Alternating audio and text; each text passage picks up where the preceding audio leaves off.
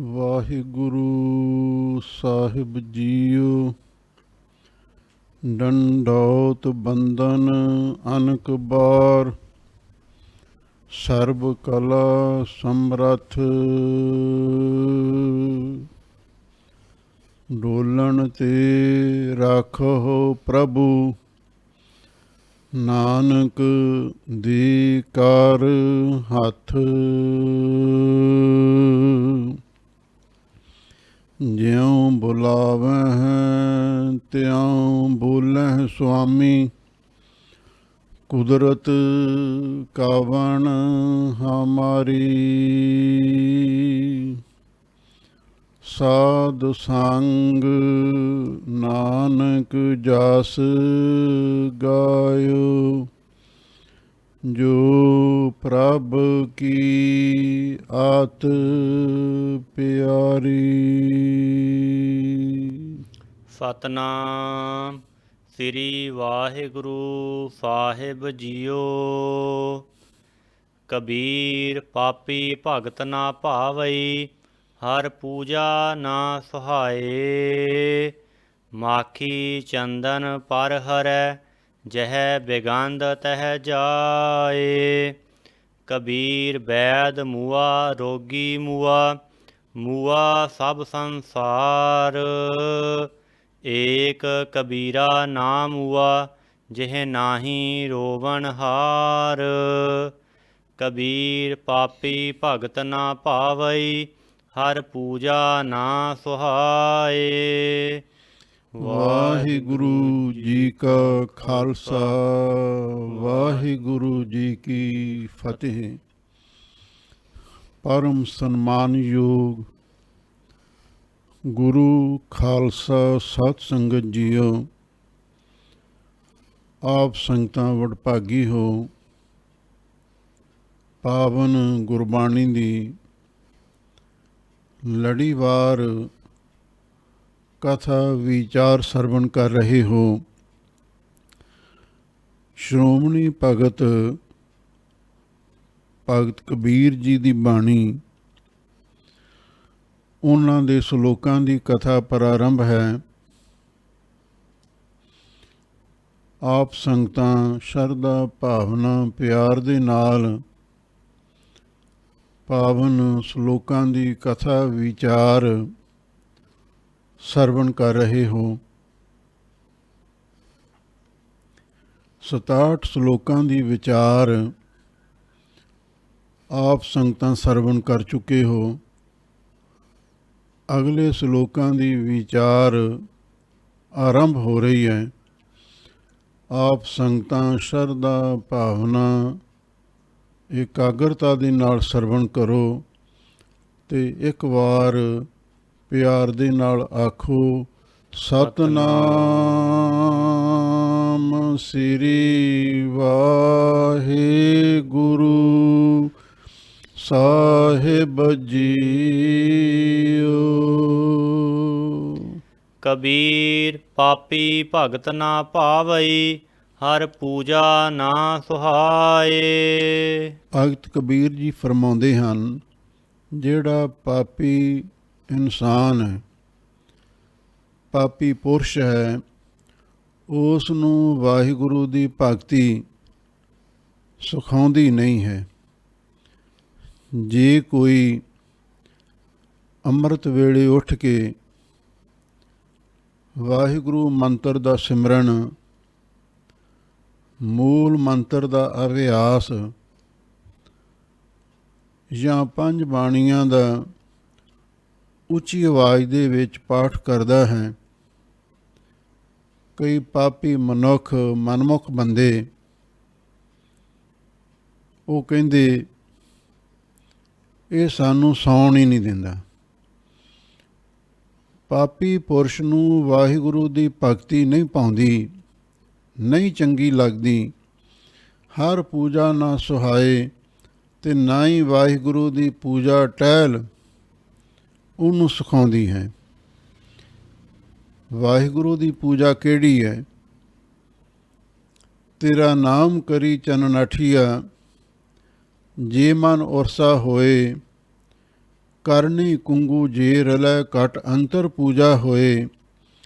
ਪੂਜਾ ਕੀਚੈ ਨਾਮ ਤੇ ਆਈਐ ਬਿਨ ਨਾਵੈ ਪੂਜ ਨਾ ਹੋਏ। ਨਾਮ ਜਪਣਾ ਇਹ ਵਾਹਿਗੁਰੂ ਦੀ ਪੂਜਾ ਹੈ। ਭਗਤੀ 9 ਪ੍ਰਕਾਰ ਦੀ ਹੁੰਦੀ ਹੈ। ਸਰਵਣ ਸਿਮਰਨ ਆਓ ਕੀਰਤਨ ਪਾਦ ਸੇਵ ਚਾਨ ਦਾਸਾ ਸਖਪਨ ਬੰਦਨਾ ਸਰਬ ਨਿਵੇਦਨ ਜਾਣ। ਉਹਨਾਂ ਪਾਪੀ ਪੁਰਸ਼ਾਂ ਨੂੰ ਨਵਦਾ ਭਗਤੀ ਪ੍ਰੇਮਾ ਭਗਤੀ ਵੀ ਸਿਖਾਉਂਦੀ ਨਹੀਂ ਹੈ ਤੇ ਨਾ ਹੀ ਉਹ ਵਾਹਿਗੁਰੂ ਦਾ ਨਾਮ ਜਪਦੇ ਹਨ। ਮਾਖੀ ਚੰਦਨ ਪਰ ਹਰੈ ਜਹ ਬਿਗੰਧ ਤਹ ਜਾਏ। ਉਹਨਾਂ ਦਾ ਸੁਭਾਅ ਉਸ ਮੱਖੀ ਵਰਗਾ ਹੈ ਵੀ ਜਿਹੜੀ ਗੰਦਗੀ ਤੇ ਜਾ ਕੇ ਬੈਠਦੀ ਹੈ।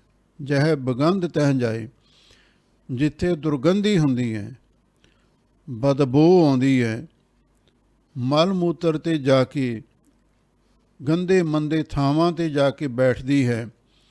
ਪਰ ਜੀ ਉਸ ਮੱਖੀ ਦੇ ਕੋਲ ਜਿਹੜੀ ਗੰਦਗੀ ਦੀ ਮੱਖੀ ਹੈ, ਚੰਦਨ ਦਾ ਬੂਟਾ ਲੱਗਿਆ ਹੋਵੇ ਜਾਂ ਕੋਈ ਚੰਦਨ ਦਾ ਉੱਥੇ ਟੁਕੜਾ ਰੱਖ ਦੇਵੇ, ਉਹ ਚੰਦਨ 'ਤੇ ਨਹੀਂ ਬੈਠੇਗੀ, ਉਹਦੀ ਖੁਸ਼ਬੂ ਨਹੀਂ ਲਵੇਗੀ। ਉਹ ਮੱਖੀ ਜਿਹੜੀ ਗੰਦਗੀ ਦੀ ਮੱਖੀ ਹੈ ਉਹ ਚੰਦਨ ਨੂੰ ਤਿਆਗ ਦੇਵੇਗੀ। ਇਸੇ ਤਰ੍ਹਾਂ ਚੰਦਨ ਵਾਂਗ ਵਾਹਿਗੁਰੂ ਦਾ ਜਸ ਹੈ, ਚੰਦਨ ਵਾਂਗ ਵਾਹਿਗੁਰੂ ਦਾ ਨਾਮ ਹੈ। ਪਾਪੀ ਮਨੁੱਖ ਨਾਮ ਨੂੰ, ਵਾਹਿਗੁਰੂ ਦੇ ਜਸ ਕੀਰਤਨ ਨੂੰ ਤਿਆਗ ਦੇਵੇਗਾ। ਜਿੱਥੇ ਦੁਰਗੰਧੀ ਹੈ, ਦੁਰਗੰਧੀ ਤੋਂ ਭਾਵ ਸ਼ਰਾਬ, ਕਬਾਬ, ਗੰਦੇ ਮੰਦੇ ਗੀਤ ਗਾਏ ਜਾਂਦੇ ਨੇ, ਇਹੋ ਜਿਹੀ ਜਿਹੜੀ ਜਗ੍ਹਾ ਹੈ ਕੁਸੰਗਤ ਵਾਲੀ, ਉੱਥੇ ਉਹ ਜਾਂਦਾ ਹੈ। ਉਹਨੂੰ ਸਤਸੰਗਤ ਚੰਗੀ ਨਹੀਂ ਲੱਗਦੀ, ਬਾਣੀ ਪੜ੍ਹਨ ਵਾਲੇ, ਨਾਮ ਜਪਣ ਵਾਲੇ ਚੰਗੇ ਨਹੀਂ ਲੱਗਦੇ। ਜਿਹੜੇ ਸਾਕਤ ਪੁਰਸ਼ ਨੇ ਉਹ ਕੁਸੰਗਤ ਵਿੱਚ ਜਾਂਦੇ ਨੇ, ਪੱਬਾਂ ਕਲੱਬਾਂ ਵਿੱਚ ਜਾਂਦੇ ਨੇ ਅਤੇ ਉੱਥੇ ਜਾ ਕੇ ਭਰਪੂਰ ਮਨੋਰੰਜਨ ਕਰਦੇ ਹਨ। ਇਹਦੇ ਵਿੱਚ ਹੀ ਉਹ ਸੁੱਖ ਸਮਝਦੇ ਹਨ। ਕਬੀਰ ਬੈਦ ਮੂਆ ਰੋਗੀ ਮੂਆ ਮੂਆ ਸਭ ਸੰਸਾਰ। ਲੋਕ ਕਬੀਰ ਭਗਤ ਜੀ ਦੇ ਮਹੱਲੇ ਦੇ ਵਿੱਚ ਕੋਈ ਵੈਦ ਰਹਿੰਦਾ ਸੀ ਜਿਹੜਾ ਬਿਮਾਰ ਬੰਦਿਆਂ ਦੀ ਦਵਾਈ ਬੂਟੀ ਕਰਦਾ ਸੀ, ਇਲਾਜ ਕਰਦਾ ਸੀ। ਕੋਈ ਮਰੀਜ਼ ਉਹਦੇ ਕੋਲੇ ਗਿਆ ਇਲਾਜ ਕਰਾਉਣ ਵਾਸਤੇ, ਉਹ ਵੀ ਮਰ ਗਿਆ। ਲੋ ਭਗਤ ਜੀ ਕਹਿੰਦੇ ਨੇ ਇਹ ਤੇ ਵਾਹਿਗੁਰੂ ਦਾ ਭਾਣਾ ਹੈ, ਜੋ ਆਇਆ ਸੋ ਚੱਲ ਸੀ, ਸਭ ਕੋਈ ਆਈ ਵਾਰੀ ਹੈ। ਇਹਨਾਂ ਵੈਦਾਂ ਡਾਕਟਰਾਂ ਦੇ ਹੱਥ ਵਿੱਚ ਵੀ ਕੁਝ ਨਹੀਂ ਹੈ। ਵਧੀ ਦਾ ਇਲਾਜ ਹੋ ਜਾਂਦਾ, ਘਟੀ ਦਾ ਕੋਈ ਇਲਾਜ ਨਹੀਂ। ਜਦੋਂ ਕੋਈ ਮਹਾਂਮਾਰੀ ਫੈਲਦੀ ਹੈ, ਲੱਖਾਂ ਲੋਕਾਂ ਦੀਆਂ ਜਾਨਾਂ ਚਲੀਆਂ ਜਾਂਦੀਆਂ ਨੇ ਅਤੇ ਨਾਲ ਵੈਦ, ਹਕੀਮ, ਡਾਕਟਰ ਵੀ ਮਰ ਜਾਂਦੇ ਨੇ। ਜਿਹੜੇ ਉਹਨਾਂ ਨੂੰ ਬਚਾਉਣ ਵਾਲੇ ਨੇ ਉਹ ਵੀ ਮੌਤ ਦਾ ਸ਼ਿਕਾਰ ਹੋ ਜਾਂਦੇ ਨੇ। ਇਸ ਵਾਸਤੇ ਭਗਤ ਜੀ ਕਹਿੰਦੇ ਨੇ ਮੌਤ ਤੋਂ ਕੋਈ ਵੀ ਨਹੀਂ ਬਚਾ ਸਕਦਾ। ਜੰਮਣ ਮਰਨਾ ਹੁਕਮ ਹੈ, ਭਾਣੇ ਆਵੇ ਜਾਏ। ਕਬੀਰ ਭਗਤ ਜੀ ਕਹਿੰਦੇ ਵੈਦ ਵੀ ਮਰ ਗਿਆ, ਰੋਗੀ ਮਰੀਜ਼ ਵੀ ਮਰ ਗਿਆ ਹੈ, ਮੂਆ ਸਭ ਸੰਸਾਰ, ਅਤੇ ਸਾਰਾ ਸੰਸਾਰ ਵੀ ਮਰ ਗਿਆ ਹੈ। ਇਹਦਾ ਮਤਲਬ ਇਹ ਹੈ ਜਿਵੇਂ ਜਿਵੇਂ ਕਿਸੇ ਦੀ ਵਾਰੀ ਆਉਂਦੀ ਹੈ, ਸਾਰਿਆਂ ਨੂੰ ਇਹ ਆਸਾਰ ਸੰਸਾਰ ਛੱਡ ਕੇ ਜਾਣਾ ਪੈਂਦਾ ਹੈ। ਏਕ ਕਬੀਰਾ ਨਾ ਮੂਆ ਜਿਹ ਨਾਹੀ ਰੋਵਨ ਹਾਰ। ਲੋ ਭਗਤ ਕਬੀਰ ਜੀ ਕਹਿੰਦੇ ਇੱਕ ਮੈਂ ਨਹੀਂ ਮਰਿਆ, ਜਿਸ ਨੂੰ ਕੋਈ ਰੋਣ ਵਾਲਾ ਨਹੀਂ ਸੀ। ਕਿਉਂ? ਭਗਤ ਜੀ ਨਰਮੋਹ ਸਨ। ਉਹਨਾਂ ਨੇ ਜੀਵਨਾ ਸਫਲ ਜੀਵਨ, ਹਰ ਜਪ ਜਪ ਸਤ ਜੀਵਨ, ਉਹਨਾਂ ਨੇ ਉਸ ਭਜਨ ਬੰਦਗੀ ਵਾਲੇ ਅਮਰ ਜੀਵਨ ਨੂੰ ਪ੍ਰਾਪਤ ਕਰ ਲਿਆ ਸੀ, ਆਤਮਕ ਜੀਵਨ ਨੂੰ ਪ੍ਰਾਪਤ ਕਰ ਲਿਆ ਸੀ। ਇਸੇ ਲਈ ਭਗਤ ਜੀ ਕਹਿੰਦੇ ਮੈਂ ਨਹੀਂ ਮਰਿਆ, ਜਿਹਨੂੰ ਕੋਈ ਰੋਣ ਵਾਲਾ ਨਹੀਂ ਸੀ। ਨਿਰਮੋਹ ਹੋਣ ਕਰਕੇ ਤੇ ਉਹਨਾਂ ਨੂੰ ਰੋਣ ਵਾਲਾ ਵੀ ਕੋਈ ਨਹੀਂ ਸੀ। ਅਥਵਾ ਕਬੀਰ ਵੈਦ ਮੂਆ, ਜਿਹੜੇ ਦੁਨੀਆ ਦੇ ਵੈਦ ਨੇ, ਗੁਰੂ ਬਣੇ ਹੋਏ ਨੇ, ਬਾਬੇ ਬਣੇ ਹੋਏ ਨੇ, ਅਰਦਾਸਾਂ ਕਰਦੇ ਨੇ, ਮੰਤਰ ਪੜ੍ਹਦੇ ਨੇ, ਸ਼ਬਦ ਦਿੰਦੇ ਨੇ ਵੀ ਤੁਸੀਂ ਸਾਡੇ ਕੋਲ ਆ, ਅਸੀਂ ਤੁਹਾਨੂੰ ਰਾਜੀ ਕਰ ਦੇਵਾਂਗੇ। ਉਹ ਵੀ ਵੈਦ ਜਿਹੜੇ ਕੋਈ ਮੰਤਰੀ ਜੰਤਰੀ ਤਾਗੇ ਤਬੀਤਾਂ ਦੇ ਨਾਲ ਇਲਾਜ ਕਰਦੇ ਨੇ, ਉਹ ਵੀ ਮਰਦੇ ਨੇ। ਜਿਹੜੇ ਪਾਪੀਆਂ ਨੂੰ, ਵਿਕਾਰੀਆਂ ਨੂੰ ਉਪਦੇਸ਼ ਦਿੰਦੇ ਨੇ ਭਾਈ ਮਾੜੇ ਕੰਮ ਨਾ ਕਰੋ, ਉਹ ਵੀ ਮਰਦੇ ਨੇ। ਅਤੇ ਰੋਗੀ ਵੀ ਮਰਦੇ ਨੇ, ਪਾਪੀ ਵੀ ਮਰਦੇ ਨੇ, ਅਤੇ ਸਾਰਾ ਸੰਸਾਰ ਹੀ ਭਾਈ ਇਸ ਤਰ੍ਹਾਂ ਮਰ ਰਿਹਾ ਹੈ। ਵੈਦ ਮੂਆ, ਵੈਦ ਤੋਂ ਭਾਵ ਜਿਹੜੇ ਬੜੇ ਬੜੇ ਪ੍ਰਚਾਰਕ ਨੇ, ਉਪਦੇਸ਼ਟੇ ਨੇ, ਉਹ ਵੀ ਮਰਦੇ ਨੇ, ਮਰੀਜ਼ ਵੀ ਮਰਦੇ ਨੇ, ਸਾਰਾ ਸੰਸਾਰ ਹੀ ਆਖਰ ਮਰ ਜਾਂਦਾ ਹੈ। ਭਾਵ ਆਤਮਕ ਮੌਤੇ ਸਾਰਾ ਸੰਸਾਰ ਮਰ ਰਿਹਾ ਹੈ। ਏਕ ਕਬੀਰਾ ਨਾਮ ਹੁਆ, ਜਿਹ ਨਾਹੀ ਰੋਵਣ ਹਾਰ। ਲੋਕ ਕਬੀਰ ਭਗਤ ਜੀ ਕਹਿੰਦੇ ਨੇ ਮੈਂ ਹੁਣ ਆਤਮਕ ਜੀਵਨ ਹਾਸਲ ਕਰ ਲਿਆ, ਇਸ ਲਈ ਜਿਹੜੀ ਦੁਨਿਆਵੀ ਮੌਤ ਸੀ ਉਹਨੇ ਮੈਨੂੰ ਨਹੀਂ ਮਾਰਿਆ। ਕਿਉਂ? ਜੀਵਤ ਪੇਖੇ ਜਿਨੀ ਹਰ ਹਰ ਧਿਆਇਆ, ਸਾਧ ਸੰਗਤੀ ਨਹੀਂ ਦਰਸ਼ਨ ਪਾਇਆ। ਬ੍ਰਹਮ ਗਿਆਨੀ ਸਤ ਜੀਵੈ ਨਹੀਂ ਮਰਤਾ। ਹੁਣ ਮੈਂ ਜਿਉਂਦਾ ਰਿਹਾ, ਮੈਂ ਮਰਿਆ ਨਹੀਂ, ਜਿਹਨੂੰ ਕੋਈ ਰੋਣ ਵਾਲਾ ਵੀ ਨਹੀਂ ਸੀ। ਜੇ ਕੋਈ ਮਰਦਾ ਤਾਂ ਹੀ ਰੋਣਾ ਸੀ, ਜਦੋਂ ਮਰੇ ਹੀ ਨਹੀਂ ਫਿਰ ਕਿਹਨੇ ਰੋਣਾ ਸੀ। ਅਥਵਾ ਇਹ ਕਬੀਰਾ ਨਾਮ ਹੁਆ, ਕਬੀਰ ਭਗਤ ਜੀ ਕਹਿੰਦੇ ਇੱਕ ਵਾਹਿਗੁਰੂ ਪਰਮੇਸ਼ਰ ਹੀ ਅਬਨਾਸ਼ੀ ਸਰੂਪ ਹੈ।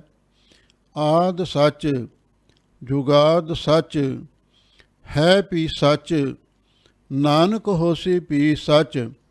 ਉਹ ਅਕਾਲ ਪੁਰਖ ਵਾਹਿਗੁਰੂ ਕਦੇ ਨਹੀਂ ਮਰਦਾ, ਜਿਹਨੂੰ ਕੋਈ ਰੋਣ ਵਾਲਾ ਨਹੀਂ ਹੈ। ਅਤੇ ਜਿਹੜੇ ਉਹਦੇ ਪਿਆਰੇ ਭਗਤ ਨੇ ਉਹ ਵੀ ਨਹੀਂ ਮਰਦੇ। ਥਿਰ ਪਾਰ ਬ੍ਰਹਮ ਪਰਮੇਸ਼ਰੋ ਸੇਵਕ ਥਿਰ ਹੋਸੀ, ਵਾਹਿਗੁਰੂ ਦੇ ਪਿਆਰੇ ਉਹਦੇ ਵਿੱਚ ਅਭੇਦ ਹੋ ਜਾਂਦੇ ਨੇ, ਇਸ ਲਈ ਉਹਨਾਂ ਨੂੰ ਵੀ ਕੋਈ ਰੋਂਦਾ ਨਹੀਂ ਹੈ, ਅਤੇ ਉਹ ਵੀ ਹਮੇਸ਼ਾ ਲਈ ਅਮਰ ਹੋ ਜਾਂਦੇ ਹਨ। ਕਬੀਰ ਰਾਮ ਨਾ ਧਿਆਇਓ, ਮੋਟੀ ਲਾਗੀ ਖੋਰ। ਲੋਕ ਕਬੀਰ ਭਗਤ ਜੀ ਕਹਿੰਦੇ ਨੇ ਇਸ ਜੀਵਨ ਕਾਲ ਦੇ ਵਿੱਚ ਜਿਹੜਾ ਕੰਮ ਕਰਨ ਵਾਲਾ ਸੀ ਉਹ ਤੇ ਕੀਤਾ ਹੀ ਨਹੀਂ। ਕੀ ਕਰਨਾ ਸੀ? ਵਾਹਿਗੁਰੂ ਦਾ ਸਿਮਰਨ।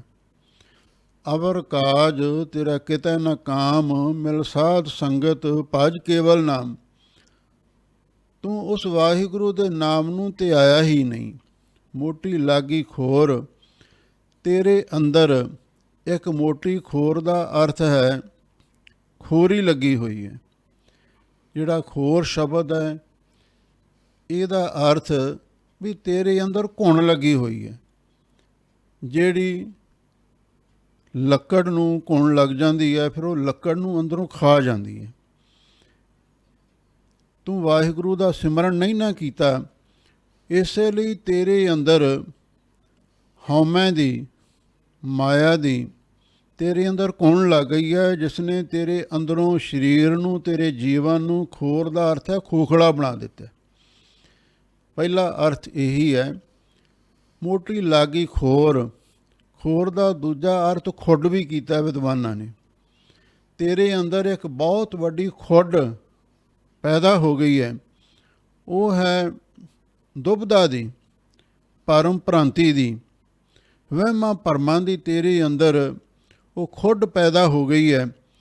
ਕਿਉਂ ਤੂੰ ਨਾਮ ਨਹੀਂ ਜਪਿਆ? ਇਸੇ ਕਰਕੇ ਹੁਣ ਤੇਰੇ ਅੰਦਰ ਉਹ ਖਲਾਅ ਪੈਦਾ ਹੋ ਗਿਆ, ਤੇਰਾ ਅੰਦਰੋਂ ਪ੍ਰੇਮ ਸ਼ਰਧਾ ਭਗਤੀ ਤੋਂ ਖਾਲੀ ਹੋ ਗਿਆ। ਇਹੋ ਜਿਹੀ ਤੇਰੀ ਹਾਲਤ ਬਣ ਗਈ ਹੈ। ਤੀਜਾ ਖੋਰ ਦਾ ਅਰਥ ਵਿਦਵਾਨਾਂ ਨੇ ਇਹ ਵੀ ਕੀਤਾ, ਖੋਰ ਦਾ ਅਰਥ ਹੈ ਭੈੜੀਵਾਦੀ, ਮਾੜੀ ਵਹਿਬਤ। ਤੂੰ ਵਾਹਿਗੁਰੂ ਦਾ ਸਿਮਰਨ ਨਹੀਂ ਕੀਤਾ, ਤੈਨੂੰ ਬਹੁਤ ਮੋਟੀ ਤਕੜੀ ਖੋਰ, ਮਾੜੀ ਵਹਿਬਤ, ਮਾੜੀ ਆਦਤ ਤੈਨੂੰ ਲੱਗੀ ਹੋਈ ਹੈ। ਉਹ ਕਿਹੜੀ ਹੈ? ਤੂੰ ਨਸ਼ਿਆਂ ਵਿਸ਼ਿਆਂ ਵਿੱਚ ਪੈ ਕੇ ਗੰਦੇ ਗੀਤ ਸੰਗੀਤ ਸੁਣਨ ਲੱਗ ਪਿਆ।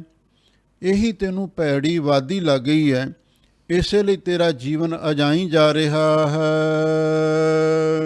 ਕਾਇਆ ਹਾਂਡੀ ਕਾਠ ਕੀ, ਨਾ ਉਹ ਚਰੈ ਬਹੋਰ।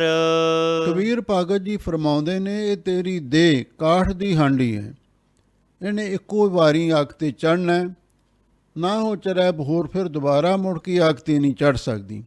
ਇਹਦਾ ਮਤਲਬ ਇਹ ਹੈ, ਆਹ ਜੀਵਨ, ਮਨੁੱਖੀ ਜੀਵਨ ਇੱਕੋ ਵਾਰੀ ਮਿਲਦਾ ਹੈ ਤੇ ਬਾਰ-ਬਾਰ ਨਹੀਂ ਮਿਲਦਾ। ਕਬੀਰ RAM ਨਾ ਧਿਆਇਓ, ਮੋਟੀ ਲਾਗੀ ਖੋਰ। ਕਬੀਰ ਐਸੀ ਹੋਏ ਪਰੀ, ਮਨ ਕੋ ਭਾਵਤ ਕੀਨ। ਲੋ ਭਗਤ ਜੀ ਕਹਿੰਦੇ ਨੇ, ਅਸੀਂ ਮਨ ਵਿੱਚ ਸੋਚਦੇ ਸੀ ਬਈ ਕੋਈ ਇਹੋ ਜਿਹਾ ਸਮਾਂ ਬਣੇ, ਅਸੀਂ ਵੀ ਕੋਈ ਕੁਰਬਾਨੀ ਕਰੀਏ, ਸ਼ੁਭ ਕਰਨੀ ਕਰੀਏ, ਜਿਹਦੇ ਨਾਲ ਦੁਨੀਆ ਦੇ ਵਿੱਚ ਜਸ ਸੋਭਾ ਵਡਿਆਈ ਹੋਵੇ। ਕਬੀਰ ਐਸੀ ਹੋਏ ਪਰੀ, ਉਹੀ ਗੱਲ ਜਿਸ ਨੂੰ ਸੋਚ ਰਹੇ ਸੀ ਤੇ ਇਹੋ ਜਿਹੀ ਖੇਡ ਵਰਤ ਗਈ।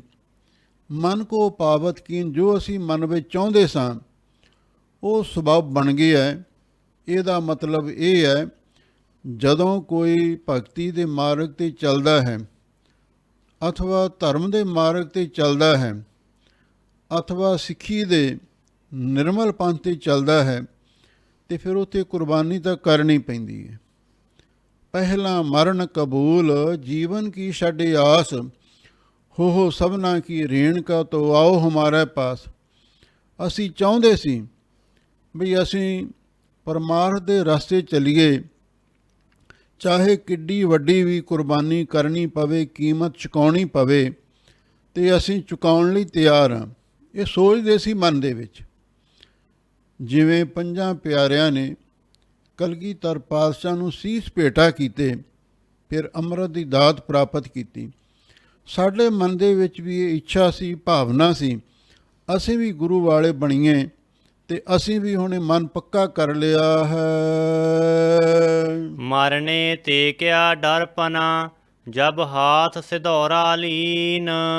ਲੋ ਭਗਤ ਜੀ ਕਹਿੰਦੇ ਨੇ, ਜਿਹੜੀ ਇਸਤਰੀ ਪਤੀ ਦੇ ਪ੍ਰੇਮ ਦੇ ਵਿੱਚ ਉਹਦੇ ਵਿਛੋੜੇ ਨੂੰ ਨਾ ਝੱਲਦੀ ਹੋਈ ਸਤੀ ਹੋਣ ਵਾਸਤੇ ਤਿਆਰ ਹੋ ਜਾਂਦੀ ਹੈ, ਤੇ ਫਿਰ ਉਹ ਹੱਥ ਵਿੱਚ ਸੰਧੂਰ ਦੇ ਨਾਲ ਰੰਗਿਆ ਹੋਇਆ ਸ਼੍ਰੀ ਫਲ ਨਾਲੀਅਰ ਪਕੜ ਲੈਂਦੀ ਸੀ, ਤੇ ਲਾਲ ਰੰਗ ਦੇ ਕੱਪੜੇ ਪਾ ਕੇ ਔਰ ਉਹ ਪਤੀ ਦੇ ਨਾਲ ਹੀ ਚਿਖਾ ਤੇ ਸਤੀ ਹੋ ਜਾਂਦੀ ਸੀ। ਜਿਸ ਇਸਤਰੀ ਨੇ ਹੱਥ ਵਿੱਚ ਸੰਧੂਰਾ ਨਾਲੀਅਰ ਪਕੜ ਲਿਆ ਹੋਵੇ, ਉਹਦਾ ਮਤਲਬ ਇਹ ਹੈ, ਹੁਣ ਇਹਦੇ ਅੰਦਰੋਂ ਮੌਤ ਦਾ ਡਰ ਨਿਕਲ ਗਿਆ। ਫਿਰ ਮਰਨ ਤੋਂ ਉਸਨੇ ਕੀ ਡਰਨਾ ਹੈ?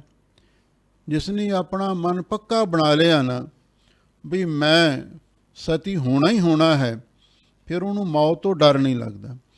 ਇਸੇ ਤਰ੍ਹਾਂ ਜਿਸ ਮਨੁੱਖ ਨੇ ਇਹ ਮਨ ਪੱਕਾ ਬਣਾ ਲਿਆ ਵੀ ਮੈਂ ਸਿੱਖੀ ਧਾਰਨ ਕਰਨੀ ਹੈ, ਮੈਂ ਧਰਮ ਦੇ ਮਾਰਗ 'ਤੇ ਚੱਲਣਾ ਹੈ, ਮੈਂ ਲੋਕ ਦੇ ਨਾਲ ਪ੍ਰਲੋਕ ਸਵਾਰਨਾ ਹੈ, ਤੇ ਫਿਰ ਜਿਸ ਨੇ ਇਹ ਪੱਕਾ ਫੈਸਲਾ ਕਰ ਲਿਆ ਹੈ, ਫਿਰ ਉਹ ਕਦੀ ਮਰਨ ਤੋਂ ਡਰਦਾ ਨਹੀਂ ਹੈ।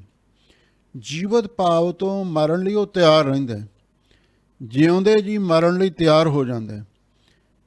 ਅਥਵਾ ਜਬ ਹਾਥ ਸਿਧੌਰਾ ਲੀਨ, ਦੂਜਾ ਵਿਦਵਾਨਾਂ ਨੇ ਇਹ ਵੀ ਅਰਥ ਕੀਤਾ ਹੈ, ਜਦੋਂ ਕਿਧਰੇ ਜੰਗ ਯੁੱਧ ਹੋ ਰਿਹਾ ਹੋਵੇ, ਜੇ ਸੂਰਮੇ ਨੇ ਸਭਾ ਦੇ ਵਿੱਚ, ਸੂਰਮਿਆਂ ਦੀ ਸਭਾ ਦੇ ਵਿੱਚ, ਸਿਧੌਰਾ ਦਾ ਅਰਥ ਹੈ ਖੰਡਾ ਫੜ ਲਿਆ ਹੋਵੇ ਵੀ ਮੈਂ ਦੁਸ਼ਮਣ ਦੇ ਨਾਲ ਜਾ ਕੇ ਲੜਾਂਗਾ।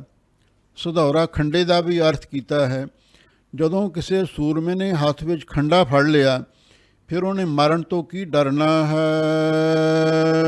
ਕਬੀਰ ਰਸ ਕੋ ਗਾਂਡੋ ਚੂਸੀਐ, ਗੁਣ ਕੋ ਮਰੀਐ ਰੋਏ। ਅੰਤਰੀ ਭਾਵ ਦੇ ਅੰਦਰ ਸਿਧੌਰਾ ਹੈ, ਜਿਹੜਾ ਗਿਆਨ ਦਾ ਖੰਡਾ, ਵਿਵੇਕ ਦਾ ਖੜਗ ਜਿਸ ਨੇ ਹੱਥ ਵਿੱਚ ਪਕੜ ਲਿਆ, ਫਿਰ ਉਹ ਮਰਨ ਤੋਂ ਨਹੀਂ ਡਰਦਾ।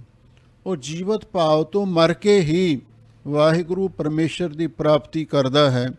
ਹੁਣ ਅਗਲੇ ਸ਼ਲੋਕ ਦੇ ਵਿੱਚ ਭਗਤ ਕਬੀਰ ਜੀ ਕਹਿੰਦੇ ਨੇ, ਭਾਈ ਸਾਨੂੰ ਜੇ ਕਿਤੋਂ ਗੁਣ ਪ੍ਰਾਪਤ ਹੁੰਦਾ ਹੋਵੇ, ਉਹਦੇ ਲਈ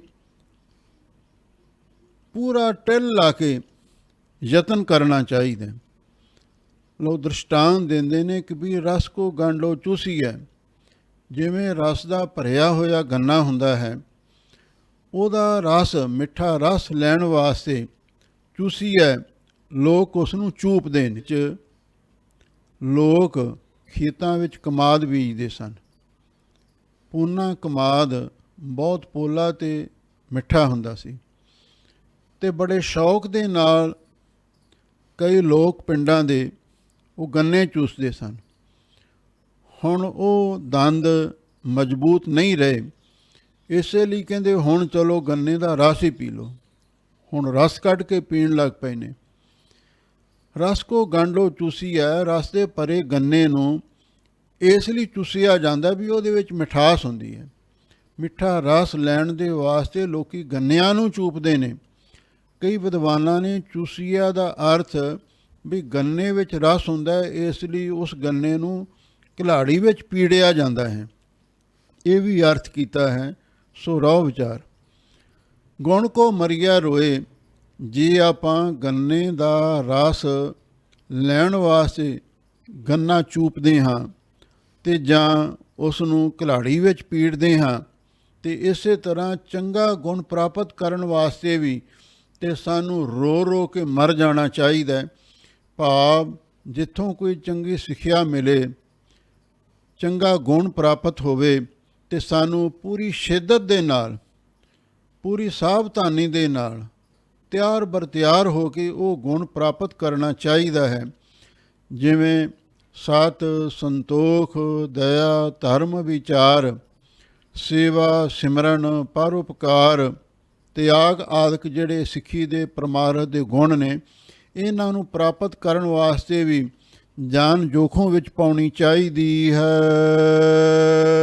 ਅਵਗੁਣ ਯਾਰੇ ਮਾਨਸੈ, ਭਲੋ ਨਾ ਕਹਿ ਕੋਏ। ਲੋ ਭਗਤ ਜੀ ਕਹਿੰਦੇ ਜਿਹੜੇ ਔਗਣਾਂ ਵਾਲੇ ਮਨੁੱਖ ਨੇ ਦੁਨੀਆ ਦੇ ਵਿੱਚ, ਉਹਨਾਂ ਨੂੰ ਕੋਈ ਵੀ ਚੰਗਾ ਨਹੀਂ ਕਹਿੰਦਾ।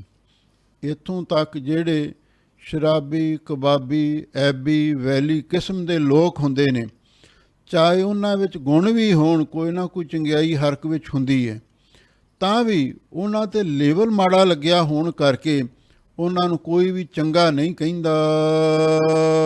ਕਬੀਰ ਗਾਗਰ ਜਲ ਭਰੀ, ਆਜ ਕਾਲ ਜਹ ਫੂਟ।